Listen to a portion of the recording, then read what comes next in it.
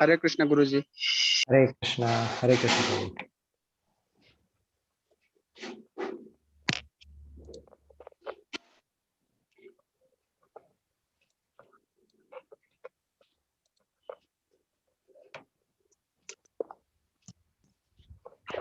हरे कृष्ण गुरुजी। हरे कृष्ण गुरुजी।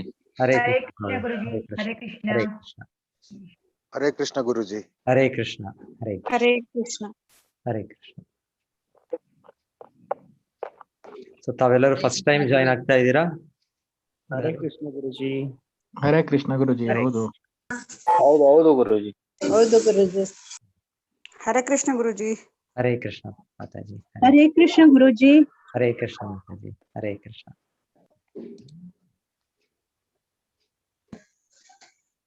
ಹರೇ ಕೃಷ್ಣ ಗುರುಜಿ. So ಈ time ಕನ್ವೀನಿಯಂಟಾ ನಿಮಗೆಲ್ಲ 9 o'clock? ಹೌದು ಗುರುಜಿ. ಹೌದು ಗುರುಜಿ. ಹೌದು. ಹರೇ ಕೃಷ್ಣ ಗುರುಜಿ. ಹರೇ ಹರೇ ಕೃಷ್ಣ ಗುರುಜಿ. ಹರೇ ಕೃಷ್ಣ ಮಾತಾಜಿ. ಹರೇ ಕೃಷ್ಣ ಗುರುಜಿ. ಹರೇ ಕೃಷ್ಣ. हरे कृष्ण गुरुजी। ಹರೇ ಕೃಷ್ಣ. हरे कृष्ण गुरुजी। ಹರೇ ಕೃಷ್ಣ. ಹರೇ ಕೃಷ್ಣ. ಹರೇ ಕೃಷ್ಣ ಗುರುಜಿ. ಹರೇ ಕೃಷ್ಣ.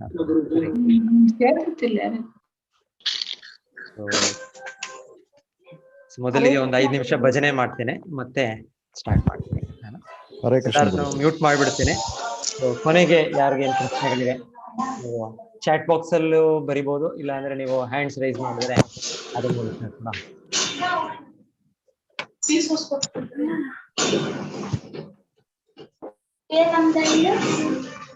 ಹರೇ ಕೃಷ್ಣ ಗುರುಜಿ. ಹರೇ ಹರೇ ಕೃಷ್ಣ. ಮ್ಯೂಟ್ ಮಾಡ್ತೀನಿ ಎಲ್ಲರೂ. ನಾನು ಏನಾದ್ರು ಇದ್ರೆ ಚಾಟ್ ಬಾಕ್ಸ್ ಅಲ್ಲಿ ಬರೀರಿ. ಆಯ್ತು ಗುರುಜಿ, ಮಾಡಿ.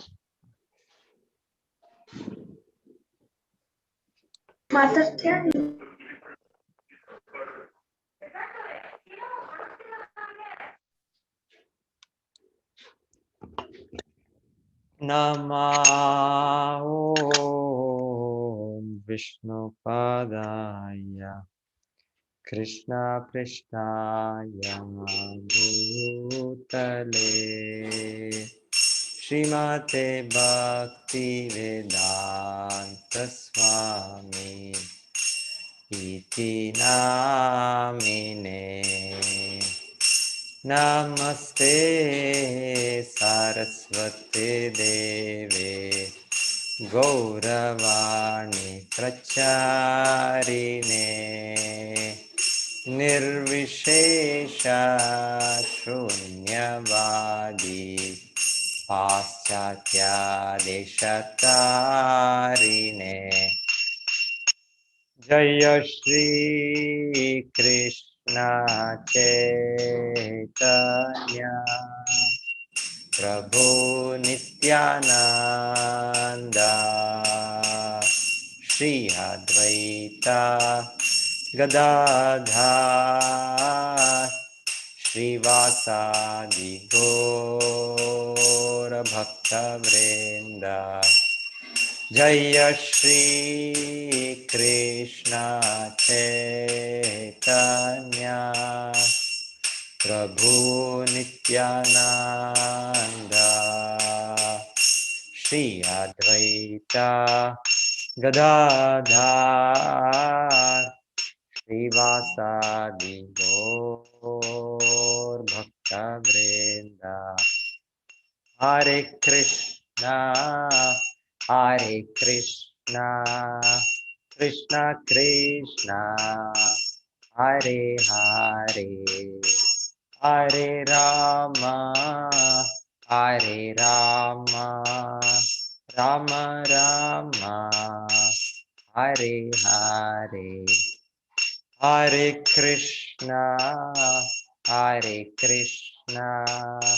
ಕೃಷ್ಣ ಕೃಷ್ಣ ಹರೇ ಹರೇ Hare Rama, Hare Rama, Rama Rama, Hare Hare, Hare Krishna, Hare Krishna, Krishna Krishna, Hare Hare, Hare Rama, Hare Rama, Rama Rama, Hare Hare, Hare Krishna, Hare Krishna, Krishna Krishna, Hare Hare, Hare Rama, Hare Rama, Rama Rama, Hare Hare, Hare Krishna, Hare Krishna, Krishna Krishna, Hare Hare, Hare Rama, Hare Rama, Rama Rama, Hare Hare, Hare Krishna, Hare Krishna, Krishna Krishna, Hare Hare, Hare Rama, Hare Rama, Rama Rama, Hare Hare.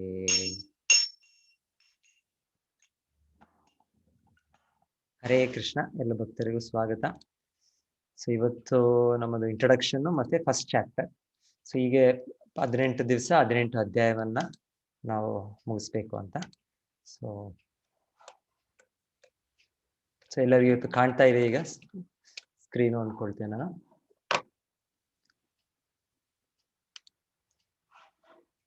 Screen share ಆಗ್ತಾ ಇದೆ ಎಲ್ಲರಿಗೂ. ಯಾರಾದ್ರೂ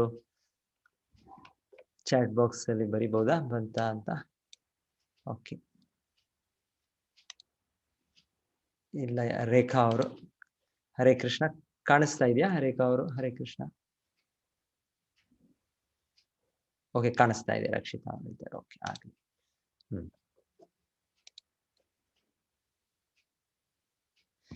volume ಏನಾದ್ರು ನಂದು ಕಡಿಮೆ ಇದ್ರೆ, ಏನಾದ್ರು problem ಇದ್ರೆ ಏನಾದ್ರು ಚಾಟ್ ಬಾಕ್ಸ್ ಅಲ್ಲಿ ಇದು ಮಾಡಿ.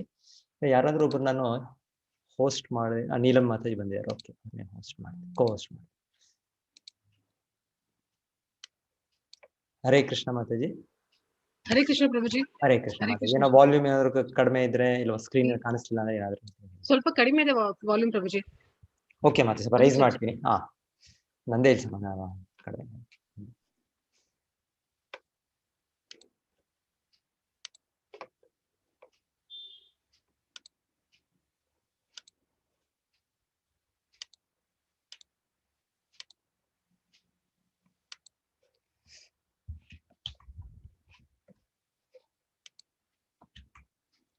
ಸೊ ನಿಮಗೆಲ್ಲರಿಗೂ ಗೊತ್ತಿರುತ್ತೆ, ಇದು ನಮ್ಮ ಆಚಾರ್ಯರು, ವ್ಯವಸ್ಥಾಪಕ ಆಚಾರ್ಯರು ಎ.ಸಿ. ಭಕ್ತಿವೇದಾಂತ ಸ್ವಾಮಿ ಪ್ರಭುಪಾದರು. ಸೊ ಇವರ ಒಂದು ಪರಿಶ್ರಮದಿಂದಾನೇ ಇವತ್ತು ಅದರ ಫಲವಾಗಿ ನಮ್ಮ ಈ ಸಂಸ್ಥೆ ಇರೋದು. ಸೊ ಅವರ ಒಂದು ಸ್ವಲ್ಪ ಕಿರು ಪರಿಚಯ. ಸೊ ಅವರು ಹುಟ್ಟಿದ್ದು ಕಲ್ಕತ್ತಾ. ಸೊ ಕಲ್ಕತ್ತಾ ಬ್ರಿಟಿಷ್ ಭಾರತ, ಅಂದ್ರೆ 1895 ಆಗ ಆಚಾರ್ಯರ ಜನನ. ನಂತರ ನಾವಿಲ್ಲಿ ನೋಡೋದು, ಚಿಕ್ಕ ಮಗುವಾಗಿದ್ದಾಗಲೇ ಅವರೊಂದು ರಥಯಾತ್ರೆಯನ್ನ ಆಯೋಜಿಸ್ತಿರೋದು. ಸೊ ಅವ್ರ ನಂತರ ಕೂಡ ಈ ಸಂಸ್ಥೆ ಬೆಳೆದ್ಮೇಲೆ ವಿಶ್ವಾದ್ಯಂತ ಈ ರಥಯಾತ್ರೆ, ಜಗನ್ನಾಥ ರಥಯಾತ್ರೆ ಅಂತ ಏನ್ ನಾವು ಕೇಳ್ತೇವೆ ಪೂರಿಯಲ್ಲಿ, ಅದನ್ನ ವಿಶ್ವಾದ್ಯಂತ ನಮ್ಮ ಕೇಂದ್ರಗಳಲ್ಲಿ ನಡೆಸುವ ಹಾಗೆ ಆಚಾರ್ಯರು ಮಾಡಿದ್ದು. ಸೊ ಮೊದಲಿಗೆ ಅವ್ರ ತಂದೆನೇ ಅವ್ರಿಗೆ ಭಕ್ತಿಯಲ್ಲಿ ಮೊದಲ ಪ್ರೇರಣೆ. ಸೊ ನಂತರ ಇಲ್ಲಿ ನೋಡ್ತಾ ಇರೋದು ನಿಮ್ಮ ಮಧ್ಯದಲ್ಲಿ ಅವರ ಗುರುಗಳನ್ನ ಆಚಾರ್ಯರು ಭೇಟಿ ಮಾಡೋದು. ಸೊ ಆಗ ಆಚಾರ್ಯರು ಗೃಹಸ್ಥ ಜೀವನದಲ್ಲಿದ್ರು. ಅವರ ವಯಸ್ಸು ಸುಮಾರು 25 ಆಗ 1922.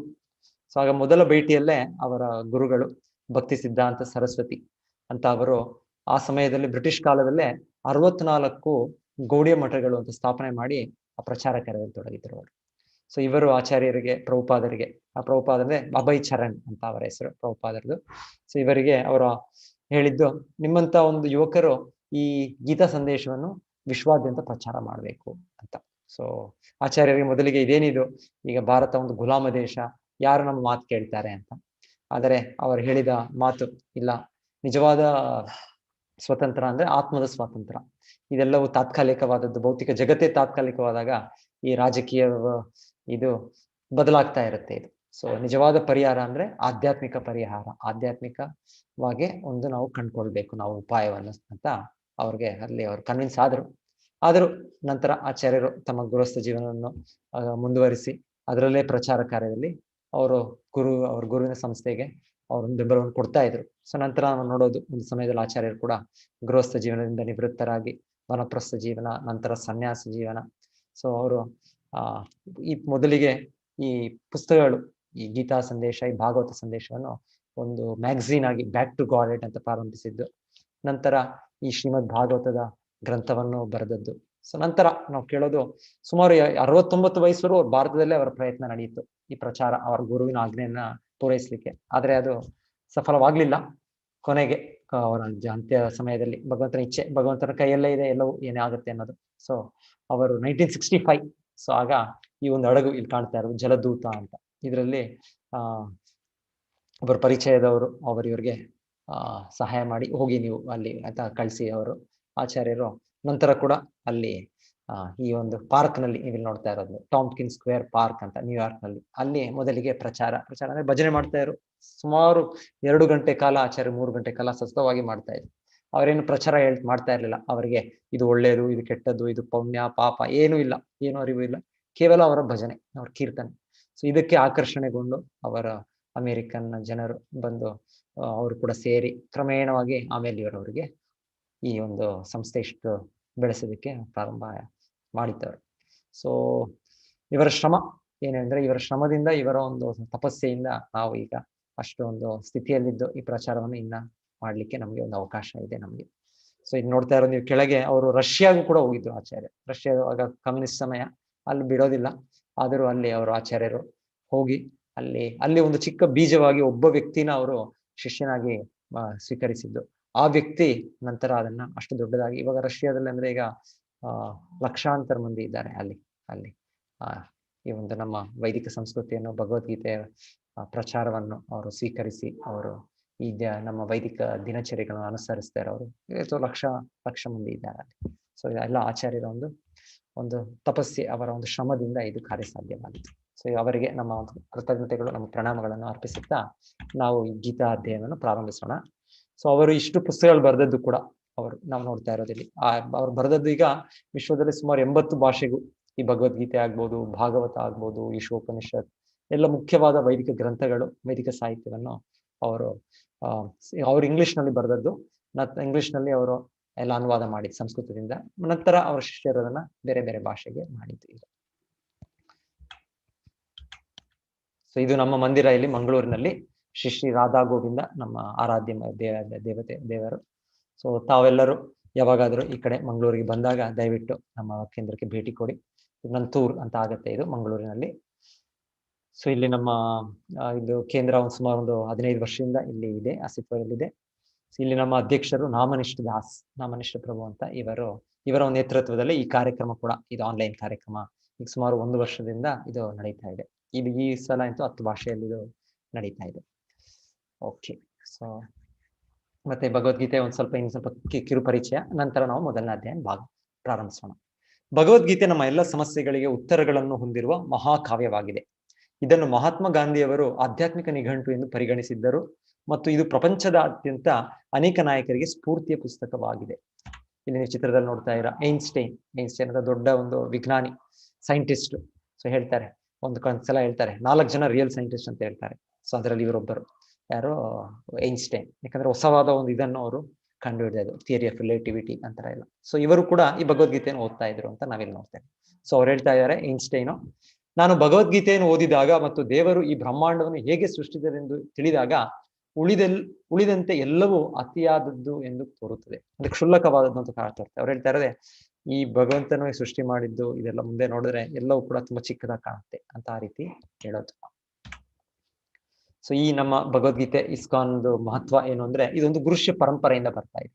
ಸೊ ಭಗವದ್ಗೀತೆಯನ್ನ ತುಂಬಾ ಜನ ಇದನ್ನು ವ್ಯಾಖ್ಯಾನ ಮಾಡಿದ್ದಾರೆ. ಸೊ ನಾವು ಮೊದಲಿಗೆ ಏನ್ ನೋಡ್ಬೇಕು ಅಂದ್ರೆ, ಯಾರು ಕೂಡ ಇದನ್ನು ಪ್ರವಚನ ಮಾಡ್ತಿದ್ದಾರೋ, ಯಾರು ಇದರ ಬಗ್ಗೆ ಒಂದು ವ್ಯಾಖ್ಯಾನವನ್ನು ರಚಿಸಿದ್ದಾರೋ ಅವರು ಇದನ್ನು ಹಿಂದೆ ಒಬ್ಬರು ಹಿರಿಯರು, ಒಬ್ಬ ಆಚಾರ್ಯರು ಅವರಿಂದ ಪಡೆದಿರಬೇಕು. ಹೇಗೆ ಈಗ ನಾವು ಸ್ಕೂಲ್ ಕಾಲೇಜಲ್ಲಿ ಹೋಗುವಾಗ ನಾವು ಚೆಕ್ ಮಾಡ್ತೇವೆ, ನಮ್ಮ ಮಕ್ಕಳು ಶಾಲಾ ಕಾಲೇಜಲ್ಲಿ ಹೋದಾಗ ಆ ಸ್ಕೂಲ್ ಕಾಲೇಜ್ ರೆಕಗ್ನೈಸ್ ಆಗಿದ್ಯಾ, ಅಲ್ಲಿ ಟೀಚ್ ಮಾಡೋ ಟೀಚರ್ ಶಿಕ್ಷಕರು ಅವರು ಏನಾದ್ರು ಅವರು ಸರ್ಟಿಫಿಕೇಟ್ ಅವರು ಕೂಡ ರೆಕಗ್ನಿಷನ್ ಆಗಿದೆಯಾ ಅವ್ರದ್ದು, ಯೂನಿವರ್ಸಿಟಿಯಲ್ಲಿ ಇದಾಗಿದೆಯಾ ಅವ್ರದ್ದು, ಆ ರೀತಿ ನೋಡಿ ನೀವು ನೋಡ್ತೀರಾ. ಅದೇ ರೀತಿಯಲ್ಲಿ ಈ ಭಗವದ್ಗೀತೆ ಜ್ಞಾನನು ಕೂಡ ಒಂದು ಆಧ್ಯಾತ್ಮಿಕ ಜ್ಞಾನ. ಅದೇ ವಿಧವಾಗಿ ನಾವು ಇದನ್ನು ಹೇಳೋದು ಒಬ್ಬ ವ್ಯಕ್ತಿ ಅವ್ರ ಗುರು ಪರಂಪರೆಯಲ್ಲಿ ಬರೋರ. ಗುರು ಪರಂಪರೆ ಅಂದ್ರೆ ಕೃಷ್ಣನಿಂದನೇ ಮೊದಲಾಗಿ ಬಂದ ಗುರು ಪರಂಪರೆ.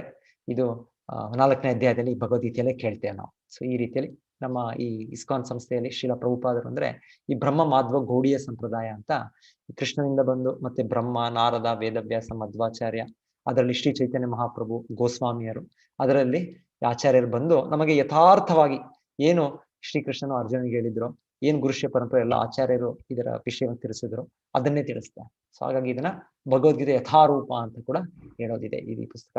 ಸೊ ಈ ಪುಸ್ತಕ ನೀವಾಗ್ಲೇ ನೋಡಿರ್ಬೋದು, ತುಂಬಾ ಜನ ಹತ್ರ ಇರ್ಬೋದು. ಸೊ ಇದೆ ಈ ಭಗವದ್ಗೀತೆ ಯಥಾರೂಪ. ಸೊ ಇದರ ಆಧಾರಿತವಾಗಿ ನಾವು ಇದನ್ನ ಮಾಡ್ತಾ ಇರೋದು ಕಾರ್ಯಕ್ರಮ. ಸೊ ಯಾರ್ಯಾರು ಬೇಕು ಅಂದ್ರೂ ಕೂಡ ಇದು ಸಾಫ್ಟ್ ಕಾಪಿ ನಾವು ಶೇರ್ ಮಾಡ್ತಾ ಇದೀವಿ ನಮ್ಮ ಗ್ರೂಪ್ ಅಲ್ಲಿ, ಇಲ್ಲಾಂದ್ರೆ ನಮ್ಮ ವೆಬ್ಸೈಟ್ ಅಲ್ಲಿ ಕೂಡ ನೀವು ಡೌನ್ಲೋಡ್ ಮಾಡ್ಕೋಬಹುದು ಸಾಫ್ಟ್ ಕಾಪಿ, ಇಲ್ಲ ಹಾರ್ಡ್ ಕಾಪಿ. ಯಾವಾಗ್ಲೂ ಕೂಡ ಪುಸ್ತಕ ಅನ್ನೋದು, ಒಂದು ಗ್ರಂಥ ಅನ್ನೋದು ಒಂದು ಹಾರ್ಡ್ ಕಾಪಿ ಇದ್ರೆ ಒಳ್ಳೇದು, ನಾವು ಓದಕ್ಕೆ ಯಾವಾಗ್ಲೂ ಕೂಡ ಅನುಕೂಲ, ಮನೆಯಲ್ಲಿ ಕೂಡ ಎಲ್ಲರೂ ಓದ್ಲಿಕ್ಕೆ. ಸೊ ಹಾಗಾಗಿ ಯಾರು ಬೇಕೋ ಅದನ್ನ ಆರ್ಡರ್ ಮಾಡಬಹುದು ನಮ್ಮ ಇದರಲ್ಲಿ. ಆ ಪುಸ್ತಕದ ಜೊತೆಗೆ ಒಂದೊಂದು ಆತ್ಮ ಸಾಕ್ಷಾತ್ಕಾರ ವಿಜ್ಞಾನ ಅಂತ ಕೂಡ ನಮ್ಮ ಇನ್ನೊಂದು ಆಚಾರ್ಯ ಬರೆದ ಮುಖ್ಯ ಈ ಭಗವದ್ಗೀತೆ ಪ್ರವಚನ, ಅದರ ವಿಷಯವಾಗಿ ಪ್ರವಚನಗಳು, ಮಾತುಕತೆಗಳು, ಅದು ಈ ಪುಸ್ತಕಗಳಿವೆ. ಸೈನ್ಸ್ ಆಫ್ ಸೆಲ್ಫ್ ರಿಯಲೈಸೇಷನ್ ಅಂತ ಇಂಗ್ಲಿಷ್ ನಲ್ಲಿ. ಇನ್ನೊಂದು ಪರಿಪೂರ್ಣ ಪ್ರಶ್ನೆಗಳು ಪರಿಪೂರ್ಣ ಉತ್ತರ ಅಂತ ಈ ಪುಸ್ತಕ ಇಲ್ಲಿ ನೋಡ್ತಾ ಇರೋದು.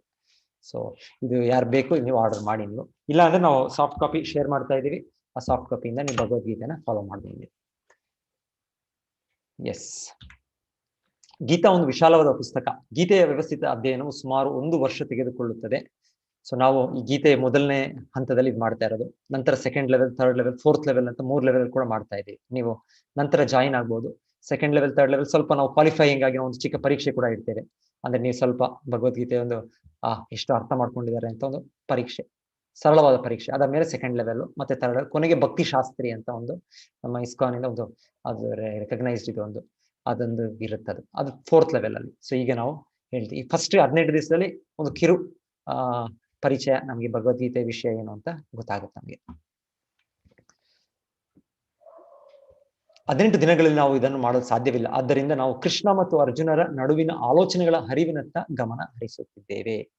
ಸೊ ಗೀತೆಯ ಆಳವಾದ ಅಧ್ಯಯನಕ್ಕೆ ನಮ್ಮನ್ನು ಒಂದು ಪ್ರೇರೇಪಣೆ ಮಾಡ್ಲಿಕ್ಕೆ ಇದು ಒಂದು ನಮ್ಮ ಪ್ರಯತ್ನ. ಸೊ ಭಗವದ್ಗೀತೆ ಯಾಕೆ ಹೇಳಿದ್ದು ಅಂದ್ರೆ ಅರ್ಜುನನ ಮನಸ್ಥಿತಿ ಹೇಗೆ ನಮಗೂ ಕೂಡ ಒಂದೊಮ್ಮೆ ಏನ್ ಮಾಡೋದು, ಹೇಗ್ ಮಾಡೋದು ಅಂತ ಒಂದು ದ್ವಂದ್ವದಲ್ಲಿ ಇರ್ತೇವೆ. ಆ ರೀತಿಯಾಗಿ ಅರ್ಜುನನ ಮನಸ್ಥಿತಿ ಆಯ್ತು. ಹಾಗಾಗಿ ಕೃಷ್ಣನು ಈ ಭಗವದ್ಗೀತೆಯನ್ನು ಹೇಳಿದ್ದು. ಆಕ್ಚುಲಿ ಅರ್ಜುನನು ಭಗವಂತನ ಶುದ್ಧ ಭಕ್ತನು, ಕೃಷ್ಣನ ನಿತ್ಯ ಸಹಚಾರಿ. ಸೊ ಹಾಗಾಗಿ ಅವರಿಗೆ ಇದು ಒಂದು ಭ್ರಮೆ, ಒಂದು ತಾತ್ಕಾಲಿಕವಾದ ಮನಸ್ಥಿತಿ ಬರ್ಬೇಕು ಅಂದ್ರೆ, ಒಂದು ಗೊಂದಲ ಒಂದು ಬರ್ಬೇಕು ಅಂದ್ರೆ ಇದು ಭಗವಂತನು ನಮಗೆ ಭಗವದ್ಗೀತೆ ಹೇಳ್ಬೇಕು ಅಂತ ಮಾಡಿರೋ ಒಂದು ಸ್ಥಿತಿ, ಮಾಡಿರೋ ಒಂದು ಸನ್ನಿವೇಶ ಅಂತ ನಾವು ಅನ್ಕೊಳ್ಬೇಕು. ಇಲ್ಲಾಂದ್ರೆ ಅರ್ಜುನನಿಗೆ ಏನು ಇದನ್ನು ಗೊತ್ತಿಲ್ಲ ಅಂತಲ್ಲ, ಅರ್ಜುನನಿಗೆ ಎಲ್ಲವೂ ಗೊತ್ತು. ಸೊ ಕೃಷ್ಣನ 2 ಸೇನೆಗಳ ಮಧ್ಯೆ ರಥವನ್ನು ನಿಲ್ಲಿಸಿದನು. ಕುರುಕ್ಷೇತ್ರ ಯುದ್ಧ ಭೂಮಿಯಲ್ಲಿ ಹೋರಾಡಲು ಅರ್ಜುನನಿಗೆ ಕಷ್ಟವಾಯಿತು. ಅರ್ಜುನನು ಶ್ರೀಕೃಷ್ಣನಿಗೆ ಶರಣಾದನು ಮತ್ತು ಇದರ ಪರಿಣಾಮವಾಗಿ ಭಗವದ್ಗೀತೆ ಮಾತನಾಡಲಾಯಿತು. ಸೊ ಇದೆಲ್ಲ ನಮಗೆ ಗೊತ್ತು ನಮಗೆ. ಸೊ ಮಹಾಭಾರತ ಅಂದ್ರೆ ಅದು ಅಲ್ಲಿ ಇತಿಹಾಸ, ಆದ್ರೆ ಈ ಗೀತೆ ಅಂದ್ರೆ ಅದರಲ್ಲಿ ಕೃಷ್ಣ ಅರ್ಜುನ ಮಧ್ಯೆ ನಡೆದ ಸಂವಾದ, ಈ ಧರ್ಮ ಸಂವಾದ ಇದು. ಸೊ ನಮ್ಮ ವೇದಗಳು, ಉಪನಿಷತ್ಗಳು ಎಷ್ಟೆಷ್ಟಿವೆ ಅದರ ಒಂದು ಸಾರವಾಗಿ ಭಗವಂತನು ಅರ್ಜುನನಿಗೆ ಹೇಳಿದ್ದು, ಅರ್ಜುನ ಮೂಲಕ ನಮಗೆ ಹೇಳಿದ್ದು. ಸೊ ಇದು ಹೇಗೆ ಅಂದ್ರೆ ಒಂದು ಮ್ಯಾನ್ಯುಯಲ್ ಇದ್ದಾಗೆ. ನಾವೊಂದು ಟಿವಿ, ಒಂದು ಕಂಪ್ಯೂಟರ್ ಖರೀದಿ ಮಾಡಿದಾಗ ನಮಗೊಂದು ಮ್ಯಾನ್ಯುಯಲ್ ಅಂತ ಸಿಗುತ್ತೆ. ಅದನ್ನ ಹೇಗೆ ಉಪಯೋಗಿಸ್ಬೇಕು, ಯಾವ ಬಟನ್ ಒತ್ತಬೇಕು, ಯಾವ ಬಟನ್ ಒತ್ತಬಾರದು, ಅದನ್ನ ಹೇಗೆ ಸರ್ವಿಸ್ ಮಾಡ್ಬೇಕು, ಏನೇನೋ ಇರುತ್ತೆ. ಸೊ ಅದೇ ರೀತಿಯಲ್ಲಿ ನಮ್ಮ ಜೀವನ, ನಮ್ಮ ಮನುಷ್ಯ ದೇಹ ನಮಗೆ ಸಿಕ್ಕಿದೆ, ಇದೊಂದು ಯಂತ್ರ ಇದ್ದ ಹಾಗೆ. ಸೊ ಈ ಯಂತ್ರವನ್ನು ಹೇಗೆ ಸರಿಯಾದ ರೀತಿಯಲ್ಲಿ ಉಪಯೋಗಿಸ್ಬೇಕು ನಾವು ಅನ್ನೋದಕ್ಕೆ ನಮ್ಗೆ ಇದು ಮಾರ್ಗದರ್ಶನ ಕೊಡುವ ಒಂದು ಇದು ಮ್ಯಾನ್ಯುಯಲ್, ಈ ಪುಸ್ತಕ ನಮಗೆ ಭಗವದ್ಗೀತೆ. ಸೊ ಇದರ ಬಗ್ಗೆ ಗೀತಾ ಮಹಾತ್ಮೆ ಅಂತ ಇಲ್ಲಿ ಕೂಡ ಹೇಳಿರೋ ಹಾಗೆ ಎಲ್ಲ ವೇದ ಜ್ಞಾನದ ಸಾರ ಇದು. ಸೊ ಇಲ್ಲಿ ಹೇಳ್ತಾ ಇರೋ ಉದಾಹರಣೆ ಹೇಗೆ ಒಂದು ಹಸುವಿಂದ ನಮಗೆ ಸಿಗೋದು ಹಸುವಿನ ಹಾಲು.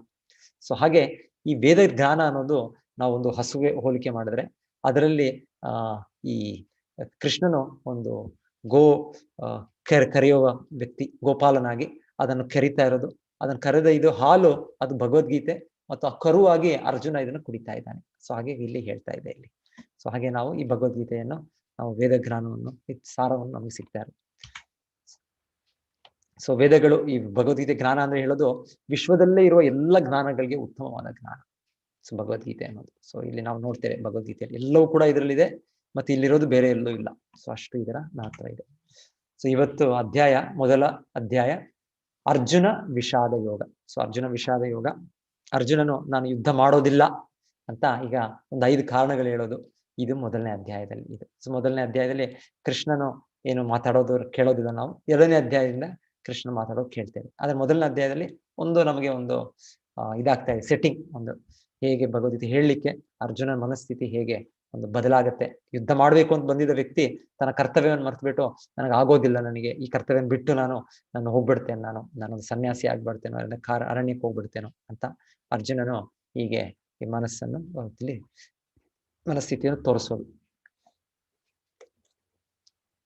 ಸೊ ಮೊದಲನೇ ಅಧ್ಯಾಯದಲ್ಲಿ ನಾವು ಈ 3 ವ್ಯಕ್ತಿಗಳ ಮನಸ್ಥಿತಿಯನ್ನು ಅರ್ಥ ಮಾಡ್ಕೊಳ್ಬಹುದು. ಒಂದು ಧೃತರಾಷ್ಟ್ರ, ಇನ್ನೊಂದು ಅರ್ಜುನ, ಇನ್ನೊಂದು ದುರ್ಯೋಧನ. ಸೊ ಮೊದಲಿಗೆ ಧೃತರಾಷ್ಟ್ರನ ಮನಸ್ಥಿತಿ ನಮಗೆ ತಿಳಿಯುತ್ತೆ. ಸೊ ನಾನು ಈ ಭಗವದ್ಗೀತೆ ಮೊದಲನೇ ಅಧ್ಯಾಯ ಶ್ಲೋಕಗಳನ್ನು ಓದ್ಕೊಂಡು ಹೋಗ್ತೇನೆ, ಮತ್ತೆ ನಂತರ ಕೊನೆಗೆ ಈ ಪ್ರೆಸೆಂಟೇಶನ್ ಬರ್ತೇನೆ ನಾನು.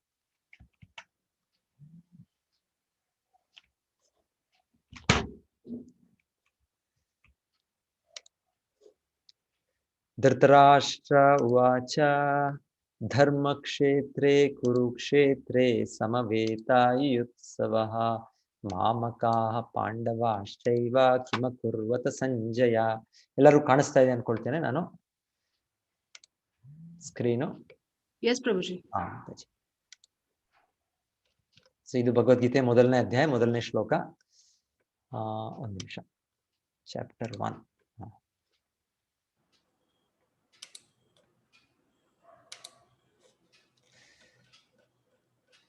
ಧೃತರಾಷ್ಟ್ರನು ಹೀಗೆ ಹೇಳಿದನು, ಹೇ ಸಂಜಯ, ಯುದ್ಧ ಅಪೇಕ್ಷೆಯಿಂದ ನನ್ನ ಮಕ್ಕಳು ಮತ್ತು ಪಾಂಡವರು ಧರ್ಮಕ್ಷೇತ್ರದಲ್ಲಿ ಸೇರಿದ ನಂತರ ಏನು ಮಾಡಿದರು ಎಂದು ಕೇಳಿದನು.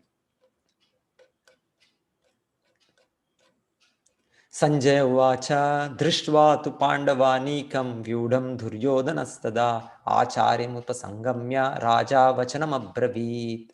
ಸಂಜಯನು ಹೇಳಿದ, ರಾಜನೇ, ಪಾಂಡವರ ಸೇನಾವ್ಯೂಹವನ್ನು ವೀಕ್ಷಿಸಿ ರಾಜ ದುರ್ಯೋಧನನು ತನ್ನ ಗುರುಗಳ ಬಳಿಗೆ ಹೋಗಿ ಹೀಗೆಂದನು.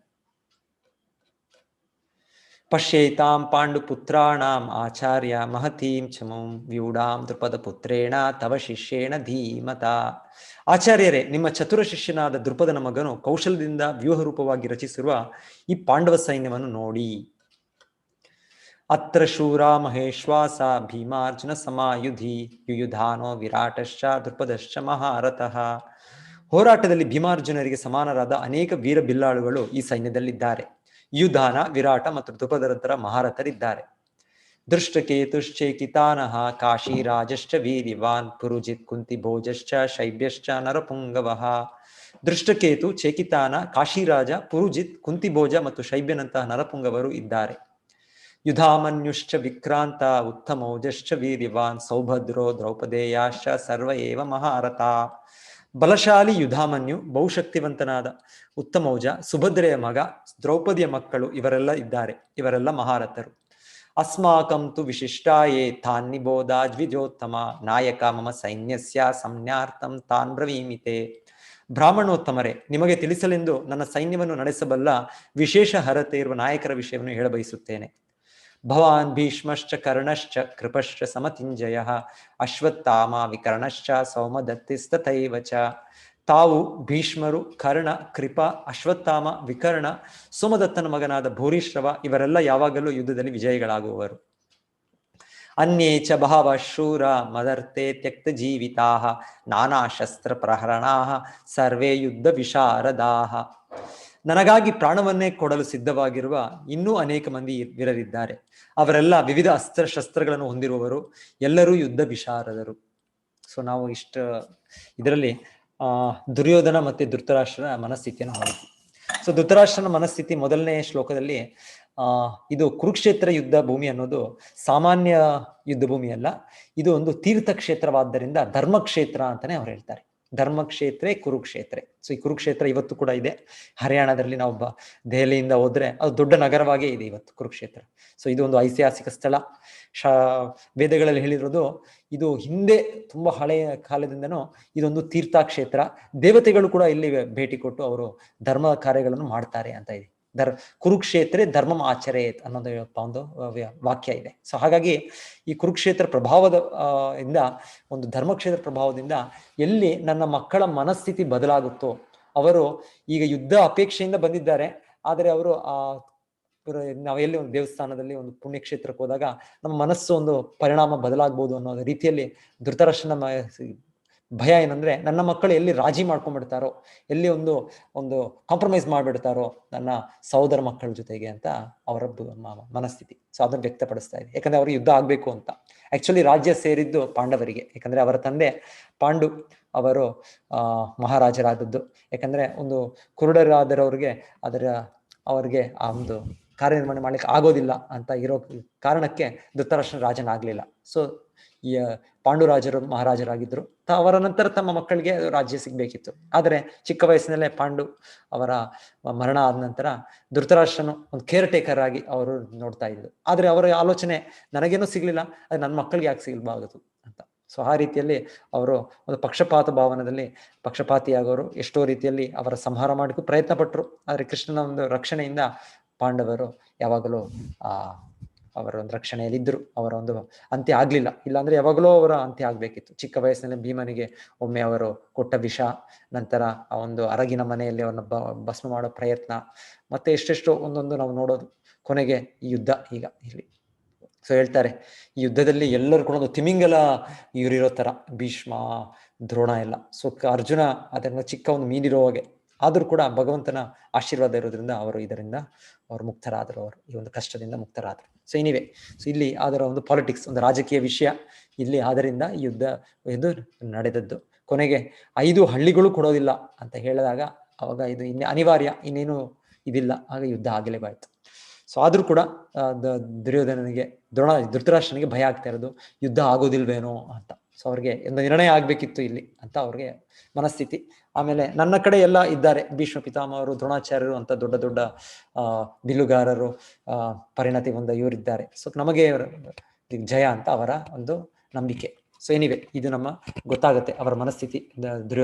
ದ್ರೋಣಾಚಾರ್ಯ ಎಲ್ಲ ಧೃತರಾಷ್ಟ್ರನ ಮನಸ್ಥಿತಿ ಗೊತ್ತಾಗುತ್ತೆ. ಸೊ ನಂತರ ದ್ರೋಣಾಚಾರ್ಯರು ಹತ್ರ ಹೋಗಿ ದುರ್ಯೋಧನನು ಹೇಳೋದು, ಇದು ಇಷ್ಟು ರೀತಿಯಲ್ಲಿ ಪಾಂಡವರು ಎಲ್ಲಿಂದ ಸೇರಿಸಿದ್ರು? ಅವ್ರೀಗ 14 ವರ್ಷ 12 ವರ್ಷ ವನವಾಸ, 1 ವರ್ಷ ಅಜ್ಞಾತವಾಸ ಮುಗಿಸಿ ಬಂದಿದ್ದಾರೆ. ಆದ್ರೆ ಅವರು ಕೂಡ ಇಷ್ಟು ದೊಡ್ಡ ಒಂದು ವ್ಯವಸ್ಥೆ ಮಾಡಿದ್ದಾರಲ್ಲ, ಅದು ಹೇಗೆ ವ್ಯವಸ್ಥೆ ಮಾಡಿದ್ರು ಅಂದ್ರೆ ದೃಷ್ಟದ್ಯುಮ್ನ ಸಹಾಯದಿಂದ. ದೃಷ್ಟದ್ಯುಮ್ನ ಅಂದ್ರೆ ದೃಪದನ ಮಗ.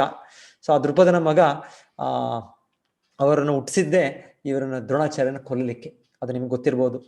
ಹಿಂದೆ ಒಮ್ಮೆ ದ್ರೋಣಾಚಾರ್ಯರು ಮತ್ತೆ ದೃಷ್ಟದ್ಯುಮ್ನ ತಂದೆಯಾದ ದೃಪದರ ಮಹಾರಾಜರು ಇಬ್ಬರು ಸ್ನೇಹಿತರು, ಅವ್ರ ಕ್ಲಾಸ್ ಫ್ರೆಂಡ್ಸ್. ಅವರು ಓದುವಾಗ ಒಂದು ಸಮಯದಲ್ಲಿ ದೃಪದರು ಅವ್ರಿಗೇನೋ ಮಾತು ಕೊಟ್ಟಿರ್ತಾರೆ, ನಾನು ಮುಂದೆ ರಾಜನಾದ್ಮೇಲೆ ನಿಮ್ಗೆ ಅರ್ಧ ರಾಜ್ಯವನ್ನು ಕೊಡ್ತೇನೆ ಅಂತ.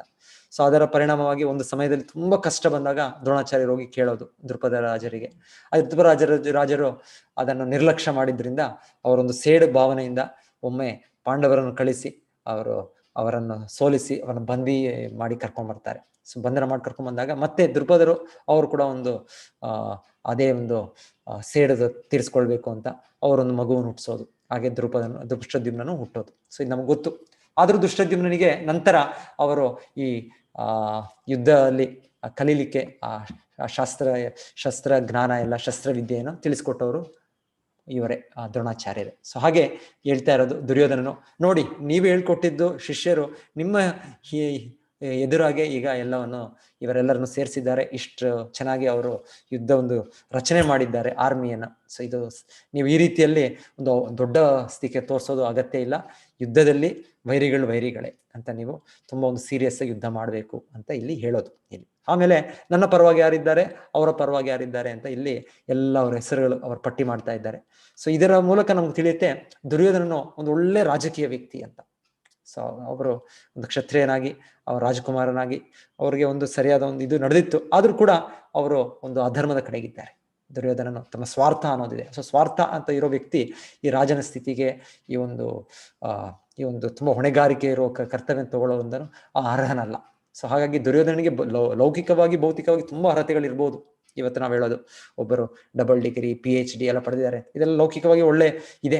ಅದರ ಜೊತೆಗೆ ಆ ಗುಣಗಳಿದ್ಯಾ ಅವರಿಗೆ, ಹೇಗೆ ಅವರ ವ್ಯಕ್ತಿತ್ವ ಹೇಗೆ ಅಂತ ನೋಡ್ಬೇಕು. ಹಿಂದೆ ನಮ್ಮ ವೈದಿಕ ಕಾಲದಲ್ಲಿ ಗುಣ ಮತ್ತೆ ಕರ್ಮ ಎರಡು ಕೂಡ ಇರ್ತಾ ಇತ್ತು. ಕೇವಲ ಕರ್ಮವನ್ನು ಕಲಿಯೋದಷ್ಟೇ ಅಲ್ಲ, ಹೇಗೆ ಒಂದು ಕೆಲಸವನ್ನು ಮಾಡೋದು, ಒಬ್ಬ ಇಂಜಿನಿಯರ್, ಒಬ್ಬ ಲಾಯರ್, ಒಬ್ಬ ಡಾಕ್ಟರ್, ಇದು ಪರಿಣತಿ ಬೇಕು ಇದಕ್ಕೆ. ಅಷ್ಟೇ ಅಲ್ಲ, ಆ ವ್ಯಕ್ತಿಗೆ ಏನು ಗುಣಗಳಿವೆ, ಏನು ನಡತೆ ಹೇಗಿದೆ ಅದು ಕೂಡ ಮುಖ್ಯವಾದದ್ದು. ಕ್ಯಾರೆಕ್ಟರ್ ಅದು ತುಂಬಾ ಮುಖ್ಯವಾದದ್ದು. ಸೊ ಹಾಗೆ ಹಿಂದೆ ಆ ಥರ ನಡೀತಾ ಇತ್ತು ಎಜುಕೇಶನ್. ಇವರಿಗೆ ದುರ್ಯೋಧನಿಗೆ ಎಲ್ಲ ಗೊತ್ತು, ರಾಜ್ಯಭಾರ ಮಾಡೋದು ಗೊತ್ತು, ಆದರೆ ಆ ನಡವಳಿಕೆ, ಆ ನಡತೆ ಸರಿಯಾಗಿಲ್ಲ. ಸೊ ಹಾಗಾಗಿ ಕೃಷ್ಣನು ಆ ಧರ್ಮಿಷ್ಠ ಇರೋ ವ್ಯಕ್ತಿಗಳೇ ಅಲ್ಲಿರ್ಬೇಕು ಅಂತ ಈಗ ಧರ್ಮಯುದ್ಧವಾಗಿ ಇದು ಮಾಡ್ತಾ ಇರೋದು. ಸೊ ಅದು ಕೂಡ ಮುಖ್ಯ ಅಂತ ನಮಗೆ ಇಲ್ಲಿ ತಿಳಿಯುತ್ತೆ. ಸೊ ದುರ್ಯೋಧನ ಮನಸ್ಥಿತಿ ಕೂಡ ತಿಳಿಯುತ್ತೆ. ಆದರೆ ದುರ್ಯೋಧನಿಗೂ ಧೃತರಾಷ್ಟ್ರ ಸ್ವಲ್ಪ ಭಯ ಆಯಿತು ಅಂತ ಕೂಡ ನಮಗೆ ಮುಂದೆ ಇನ್ನೊಂದು ಮಾತ್ರ ಇನ್ನೂ ಹೆಚ್ಚಾಗಿ ತಿಳಿಯುತ್ತೆ ನಮಗೆ. ಅದು ಕೂಡ ನೋಡೋಣ ಈಗ. ಅನ್ಯೇ ಚ ಬಹವ ಶೂರ ಮದರ್ತೆ ತ್ಯಕ್ತ ಜೀವಿತ ನಾನಾ ಶಾಸ್ತ್ರ ಪ್ರಹರಣ ಸರ್ವೇ ಯುದ್ಧ ವಿಶಾರದಾಹ. ಸೊ ನನಗೋಸ್ಕರ ಅವರು ಪ್ರಾಣವನ್ನು ಕೊಡ್ಲಿಕ್ಕೆ ಸಿದ್ಧ ಅಂತ ಇಲ್ಲಿ ದುರ್ಯೋಧನ ಹೇಳ್ತಾರೆ. ಅಂದ್ರೆ ಇಲ್ಲಿ ಅವ್ರ ಬಾಯಲ್ಲೇ ಒಂದೊಂದ್ಸಲ ನಾವು ಹೇಳ್ತೇವೆ, ಇದು ಅಪಶಕುನ ಬಂದ್ಬಿಡ್ತು ನಿಮ್ ಬಾಯಲ್ಲಿ ಅಂತ. ಸೊ ಆ ರೀತಿಯಲ್ಲಿ ದುರ್ಯೋಧನ ಹೇಳ್ತಾ ಇರೋದು, ನನಗೋಸ್ಕರ ಅವರು ಪ್ರಾಣವನ್ನು ತ್ಯಾಗ ಮಾಡ್ಲಿಕ್ಕೆ ಸಿದ್ಧರಿದ್ದಾರೆ ಅಂದ್ರೆ ಅವರು ನಿಜವಾಗಿ ಖಂಡಿತವಾಗಿ ಇಲ್ಲಿ ಪ್ರಾಣವನ್ನು ತ್ಯಾಗ ಮಾಡ್ತಾರೆ ಅಂತ ಇಲ್ಲಿ ಭಾಷ್ಯದಲ್ಲಿ ಆಚಾರ್ಯ ಭಾವಾರ್ಥ ತಿಳಿಸ್ಕೊಡ್ತಾ ಇದ್ದಾರೆ. ಸೊ ಇದು ಹೇಳ್ಬಾರ್ದಾಗಿತ್ತು, ಅವ್ರ ಬಾಯಲ್ಲಿ ಬರಬಾರ್ದಾಗಿತ್ತು, ಆದರೆ ಇಲ್ಲಿ ಬಾಯಲ್ಲಿ ಬರ್ತಾ ಇದೆ. ಅಂದ್ರೆ ಅವರು ಹಾಗೆ ಎಲ್ಲರೂ ಕೂಡ ಇಲ್ಲಿ ಯಾರ್ಯಾರು ದುರ್ಯೋಧನ ಪರವಾಗಿ ಯುದ್ಧ ಮಾಡ್ತಾ ಇದ್ದಾರೆ ಅವರೆಲ್ಲರೂ ಅಂತ್ಯ ಆಗತ್ತೆ ಅಂತ ನಾವು ತಿಳ್ಕೊಳ್ಬೋದು. ನಾವು ಅಪರ್ಯಾಪ್ತಂ ತದಸ್ಮಾಕಂ ಬಲಂ ಭೀಷ್ಮಾಭಿರಕ್ಷಿತಂ ಪರ್ಯಾಪ್ತಂ ತು ಇದಮೇತೇಷಾಂ ಬಲಂ ಭೀಮಾಭಿರಕ್ಷಿತಂ. ನಮ್ಮ ಶಕ್ತಿಯು ಅಳತೆಯನ್ನು ಮೀರಿದ್ದು, ತಾತ ಭೀಷ್ಮರಿಂದ ನಮಗೆ ಪರಿಪೂರ್ಣ ರಕ್ಷಣೆಯು ದೊರೆತಿದೆ. ಭೀಮನು ಎಚ್ಚರದಿಂದ ರಕ್ಷಿಸುತ್ತಿರುವ ಪಾಂಡವರ ಶಕ್ತಿಯಾದರೂ ಮಿತವಾದದ್ದು. ಸೊ ಅವರು ಹೋಲಿಕೆ ಮಾಡ್ತಾ ಇರೋದು, ನಮ್ಮ ಕಡೆ ಯಾರು ಜನರಲ್ ಮುಖ್ಯ ಯೋಧರು ಭೀಷ್ಮ, ಅವರ ಕಡೆ ಯಾರು ಭೀಮ, ಇವರ ಮಧ್ಯೆ ಏನು ಹೋಲಿಕೆ ಇದೆ? ಸೊ ಭೀಷ್ಮರ ಮುಂದೆ ಒಂದು ಹುಲ್ಲು ಕಡ್ಡಿ ಇದ್ದಾಗೆ ಅಂತ ಅವ್ರು ಹೇಳ್ತಾ ಇದ್ದಾರೆ. ಅಯನೇಷು ಚ ಸರ್ವೇಷು ಯಥಾಭಾಗ ಅವಸ್ಥಿತಾಃ ಭೀಷ್ಮಂ ಏವಾಭಿರಕ್ಷಂತು ಭವಂತ ಸರ್ವ ಏವ ಹಿ. ಸೈನ್ಯ ವ್ಯೂಹವನ್ನು ಪ್ರವೇಶಿಸಲು ಇರುವ ಆಯಕಟ್ಟಿನ ಬಿಂದುಗಳಲ್ಲಿ ನಿಮ್ಮ ಸ್ಥಳಗಳಲ್ಲಿ ನಿಂತಿರುವ ನೀವು ಈಗ ಪಿತಾಮಹ ಭೀಷ್ಮರಿಗೆ ಸಂಪೂರ್ಣ ಬೆಂಬಲವನ್ನು ನೀಡಬೇಕು. ಸೊ ಅವ್ರು ಅನ್ಕೊಂಡಿದ್ದು, ಈಗ ಭೀಷ್ಮರನ್ನು ಅವ್ರು ಅಷ್ಟು ದೊಡ್ಡದಾಗಿ ಮಾತಾಡೋದಂದ್ರೆ ಬೇರೆಯವರೆಲ್ಲ ಅನ್ಕೊಳ್ಬೋದು ನಾವೆಲ್ಲ ಚಿಕ್ಕವರು, ಭೀಷ್ಮರ ಮುಂದೆ ನಾವೇನೂ ಇಲ್ಲ ಅಂತ. ಸೊ ಹಾಗೆ ಅವರು ಪಾಲಿಟಿಕ್ಸ್ ಆಗಿ ಇಲ್ಲ ಇಲ್ಲ ಇಲ್ಲ ನೀವು ಕೂಡ ಇಂಪಾರ್ಟೆಂಟ್, ನೀವು ಕೂಡ ಮುಖ್ಯವಾದವರೇ, ಹಾಗೆ ನೀವು ಏನೇ ಪೊಸಿಷನ್ಸ್ ಅಲ್ಲಿ ಇದ್ದೀರೋ ಅಲ್ಲಿ ನೀವು ಇರಿ ನೀವು ಅಂತ ಆ ರೀತಿಯಲ್ಲಿ ಅವರನ್ನು ಸರಿಪಡಿಸ್ತಾ ಇದ್ದಾರೆ ಅವರ ಒಂದು ಮಾತುಕತೆಯಿಂದ. ತಸ್ಯ ಸಂಜನಯನ್ ಹರ್ಷಂ ಕುರು ವೃದ್ಧ ಪಿತಾಮಹ ಸಿಂಹನಾದಂ ವಿನೋದ್ಯೋಚ್ಚೈ ಶಂಖಂ ದದ್ಮೋ ಪ್ರತಾಪವಾನ್. ಕುರುಕುಲ ಪಿತಾಮಹರಾದ ಮತ್ತು ಪ್ರತಾಪಶಾಲಿಗಳಾದ ಭೀಷ್ಮರು ಉಚ್ಚಸ್ವರದಿಂದ ಸಿಂಹನಾದವನ್ನು ಮಾಡಿ ಶಂಖವನ್ನು ಊದಿದರು. ಇದರಿಂದ ದುರ್ಯೋಧನನಿಗೆ ಹರ್ಷವಾಯಿತು. ಸೊ ಎಷ್ಟಾದ್ರೂ ಕೂಡ ತನ್ನ ಮೊಮ್ಮಗನೇ ಧೃತರಾಷ್ಟ್ರನ ಮಗನ ನಂತರ ದುರ್ಯೋಧನನು, ಹಾಗೆ ಭೀಷ್ಮ ಪಿತಾಮಹರು ಕೂಡ ಅವರಿಗೆ ಸ್ವಲ್ಪ ಒಂದು ಉತ್ಸಾಹ ಬರಲಿ ಅನ್ನೋದಕ್ಕೆ ಅವರು ದೊಡ್ಡ ಧ್ವನಿಯಿಂದ ಅವರು ಶಂಖವನ್ನು ಊದಿದರು. ತತಃ ಶಂಖಾಶ್ಚ ಭೇರ್ಯಶ್ಚ ಪ್ರಣವಾ ಪಾನಕ ಗೋಮುಖಾಃ ಸಹಸೈವಾಭ್ಯ ಹನ್ಯಂತ ಸಶಬ್ದಸ್ತುಮುಲೋ ಅಭವತ್. ಅನಂತರ ಶಂಖಗಳು, ಭೇರಿಗಳು, ಢೋಲು, ತಮಟೆ, ಗೋಮುಖ ಮೊದಲಾದ ವಾದ್ಯಗಳು ಇದ್ದಕ್ಕಿದ್ದಂತೆ ಒಟ್ಟಿಗೆ ಮೊಳಗಿದವು. ಆ ರಣಶಬ್ದವು ಭೀಷಣವಾಗಿತ್ತು. ಅಂದ್ರೆ ಈಗ ದುರ್ಯೋಧನರ ಕಡೆ ಯಾರ್ಯಾರಿದ್ದಾರೆ ಅವರೆಲ್ಲರೂ ಕೂಡ ಈಗ ಶಂಖ ನಾದಗಳೆಲ್ಲ ಮಾಡಿದ್ದು. ತತಃ ಶ್ವೇತೈರ್ಹಯದ್ಯುಕ್ತೆ ಮಹತಿ ಸ್ಯಂದನೆ ಸ್ಥಿತೌ ಮಾಧವ ಪಾಂಡವಾಶ್ಚೈವ ದಿವ್ಯೌ ಶಂಖೌ ಪ್ರದದ್ಮತುಃ.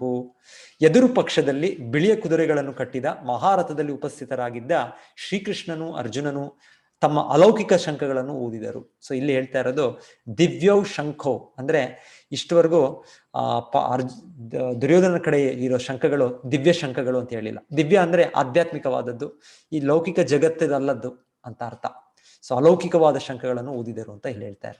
ಸೊ ಇದರ ಪರಿಣಾಮವಾಗಿ ಏನಾಗುತ್ತೆ ದುರ್ಯೋಧನ ಅವರ ಕಡೆಗೆ ಅಂತ ನೋಡೋಣ. ಪಾಂಚಜನ್ಯಂ ಋಷಿಕೇಶೋ ದೇವದತ್ತಂ ಧನಂಜಯ ಪೌಂಡ್ರಂ ದದ್ಮೌ ಮಹಾಶಂಕಂ ಭೀಮ ಕರ್ಮ ವೃಕೋದರ. ಋಷಿಕೇಶನು ತನ್ನ ಪಾಂಚಜನ್ಯವೆನ್ನುವ ಶಂಖವನ್ನು, ಅರ್ಜುನನು ಭಯಂಕರ ದೇವದತ್ತವನ್ನು, ವೃಕೋದರನು ಮತ್ತು ಅದ್ಭುತ ಸಾಹಸಗಳನ್ನು ಮಾಡಬಲ್ಲವನು ಆದ ಭೀಮನು ಪೌಂಡ್ರವೆನ್ನುವ ಮಹಾಶಂಖವನ್ನು ಊದಿದನು. ಸೊ ಅವರವರ ಶಂಖಗಳಿಗೆ ಒಂದೊಂದು ಹೆಸರು ಕೂಡ ಇದೆ.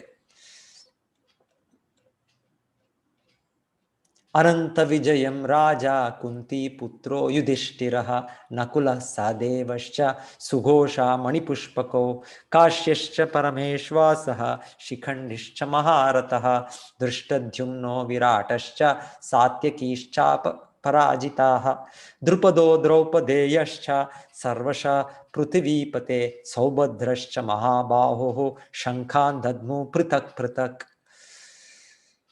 ಕುಂತಿಪುತ್ರನಾದ ಯುಧಿಷ್ಠಿರನು ಅನಂತ ವಿಜಯವೆಂಬ ತನ್ನ ಶಂಖವನ್ನು ಊದಿದನು. ನಕುಲ ಸಹದೇವರು ಸುಘೋಷ ಮತ್ತು ಮಣಿಪುಷ್ಪಕ ಶಂಖಗಳನ್ನು ಊದಿದರು. ಅರಸನೇ, ಮಹಾಧನುರ್ಧಾರಿಯಾದ ಕಾಶಿರಾಜ, ಮಹಾರಥರಾದ ಶಿಖಂಡಿ, ದೃಷ್ಟದ್ಯುಮ್ನ, ವಿರಾಟ, ಅಜೇಯನಾದ ಸಾತ್ಯಕಿ, ದೃಪದ, ದ್ರೌಪದಿಯ ಮಕ್ಕಳು, ಮಹಾಬಾಹು, ಸುಭದ್ರೆಯ ಮಗನೂ ಆದ ಅಭಿಮನ್ಯು ಎಲ್ಲರೂ ತಮ್ಮ ತಮ್ಮ ಶಂಖಗಳನ್ನು ಊದಿದರು.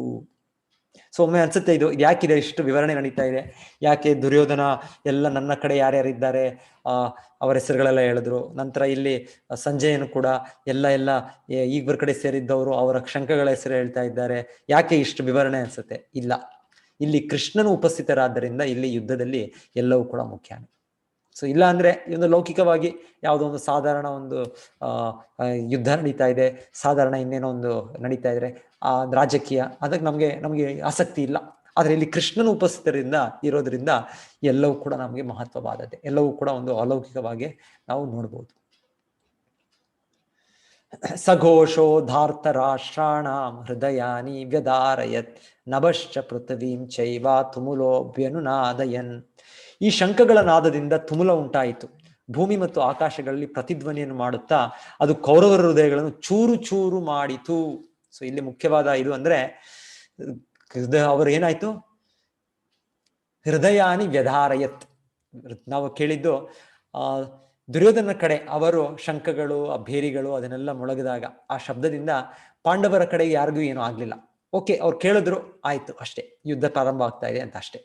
ಆದ್ರೆ ಈಗ ಪಾಂಡವರು, ಅದರಲ್ಲೂ ಕೂಡ ಈ ಪಾಂಡವರು ಯಾರು, ಅರ್ಜುನ, ಕೃಷ್ಣ, ಇವರು ಆ ಮೊಳಗಿದ ನಾದದ ಇದು ಶಬ್ದ ಕೇಳಿದ್ದೆ ಧೃತರಾಷ್ಟ್ರನ ಮಕ್ಕಳಾದ ದುರ್ಯೋಧನ, ದುಶ್ಯಾಸನ ಅವರಿಗೆ ಒಂದು ಭಯವೇ ಆಯ್ತು. ಒಮ್ಮೊಮ್ಮೆ ನಮಗೆ ಯಾವ್ದಾದ್ರು ಒಂದು ಮಿಂಚು ಗುಡುಗು ಆದಾಗ ಭಯ ಆಗುತ್ತೆ.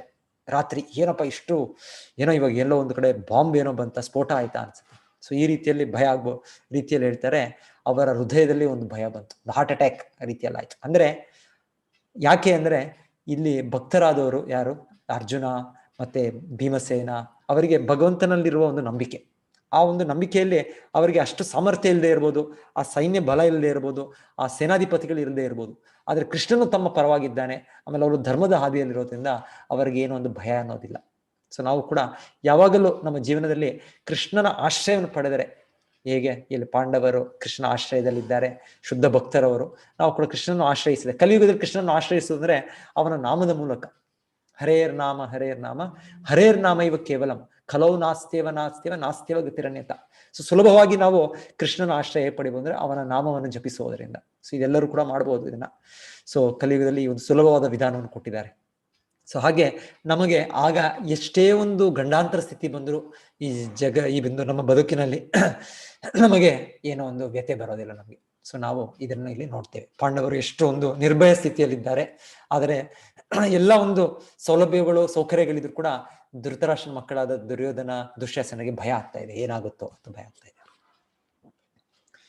ಸೊ ಇದರ ನಂತರ ಈಗ ಬದಲಾವಣೆ. ಇಷ್ಟು ಆದ್ರೂ ಕೂಡ ಕೃಷ್ಣನ ಇಚ್ಛೆ, ಭಗವದ್ಗೀತೆ ಇವಾಗ ಬರಬೇಕು, ಕೃಷ್ಣನ ಇದನ್ನು ಹೇಳ್ಬೇಕು ಈ ವಿಷಯಗಳನ್ನಂತ. ಹಾಗಾಗಿ ಅರ್ಜುನನಿಗೆ ಈಗ ಒಂದು ರೀತಿಯಲ್ಲಿ ನಾನು ಯುದ್ಧ ಮಾಡಬಾರ್ದು ಅನ್ನೋ ಒಂದು ಮನೋಭಾವನೆ ಬರ್ತಾ ಇದೆ. ಅತಃ ವ್ಯವಸ್ಥಿತಾನ್ ದೃಷ್ಟ್ವಾ ಧಾರ್ತ ರಾಷ್ಟ್ರಾನ್ ಕಪಿಧ್ವಜಃ ಪ್ರವೃದ್ಧೆ ಶಸ್ತ್ರ ಸಂಪಾತೆ ಧನುರ್ದುದ್ಯಂನ ಪಾಂಡವಃ ಋಷಿಕೇಶಂ ತದಾ ವಾಕ್ಯಂ ಇದಂ ಆಹಾ ಮಹೀಪತೆ. ಹೇ ಅರಸನೆ, ಆಗ ಕಪಿಧ್ವಜನಾದ ಅರ್ಜುನನು ಯುದ್ಧ ಸನ್ನದ್ಧರಾದ ಕೌರವರನ್ನು ನೋಡಿದನು. ತನ್ನ ಧನುಸ್ಸನ್ನು ಎತ್ತು ಹಿಡಿದು ಬಾಣಗಳನ್ನು ಬಿಡಲು ಸಿದ್ಧನಾಗಿ ಶ್ರೀಕೃಷ್ಣನಿಗೆ ಈ ಮಾತುಗಳನ್ನು ಹೇಳಿದನು. ಸೊ ಇಲ್ಲಿ ಕಪಿಧ್ವಜ ಅಂದ್ರೆ ಅರ್ಜುನನ ಬಾವುಟ, ಧ್ವಜ ಏನಿದೆ ಅಲ್ಲಿ ಹನುಮಂತ, ಆಂಜನೇಯರ ಚಿತ್ರ ಇದೆ. ಯಾಕಂದ್ರೆ ಅವರು ಕೂಡ ರಾಮನ ಪರವಾಗಿ ಅವರು ಯುದ್ಧ ಮಾಡಿದ್ದು.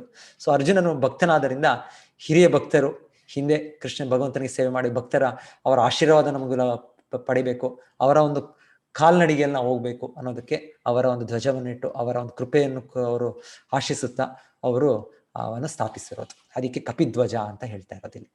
ಸೊ ಇಲ್ಲಿ ಅರ್ಜುನನು ಅವರ ಮನಸ್ಥಿತಿ ಬದಲಾಗ್ತಾ ಇದೆ. ಇಷ್ಟೆಲ್ಲ ಸಿದ್ಧರಾಗಿದ್ದಾರೆ ಯುದ್ಧ ಮಾಡ್ಲಿಕ್ಕೆ, ಆದ್ರೆ ಅರ್ಜುನನೀಗ ನನಗೆ ಯುದ್ಧ ಮಾಡ್ಲಿಕ್ಕೆ ಆಗೋದಿಲ್ಲ ಅಂತ ಹೇಳೋ ಮಾತನ್ನು ನಾವು ಕೇಳ್ತೇವೆ. ಅರ್ಜುನ ಉವಾಚ ಸೇನಯೋರುಭಯೋರ್ ಮಧ್ಯೆ ರಥಂ ಸ್ಥಾಪಯ ಮೇ ಅಚ್ಯುತ ಯಾವದೇ ತಾನ್ ನಿರೀಕ್ಷೇಹಂ ಯೋದ್ದು ಕಾಮಾನವಸ್ಥಿತ ಕ್ಲೈರ್ಮಯ ಸಹ ಯೋದ್ಧವ್ಯಂ ಅಸ್ಮಿನ್ ರಣ ಸಮುದ್ಯಮೇ.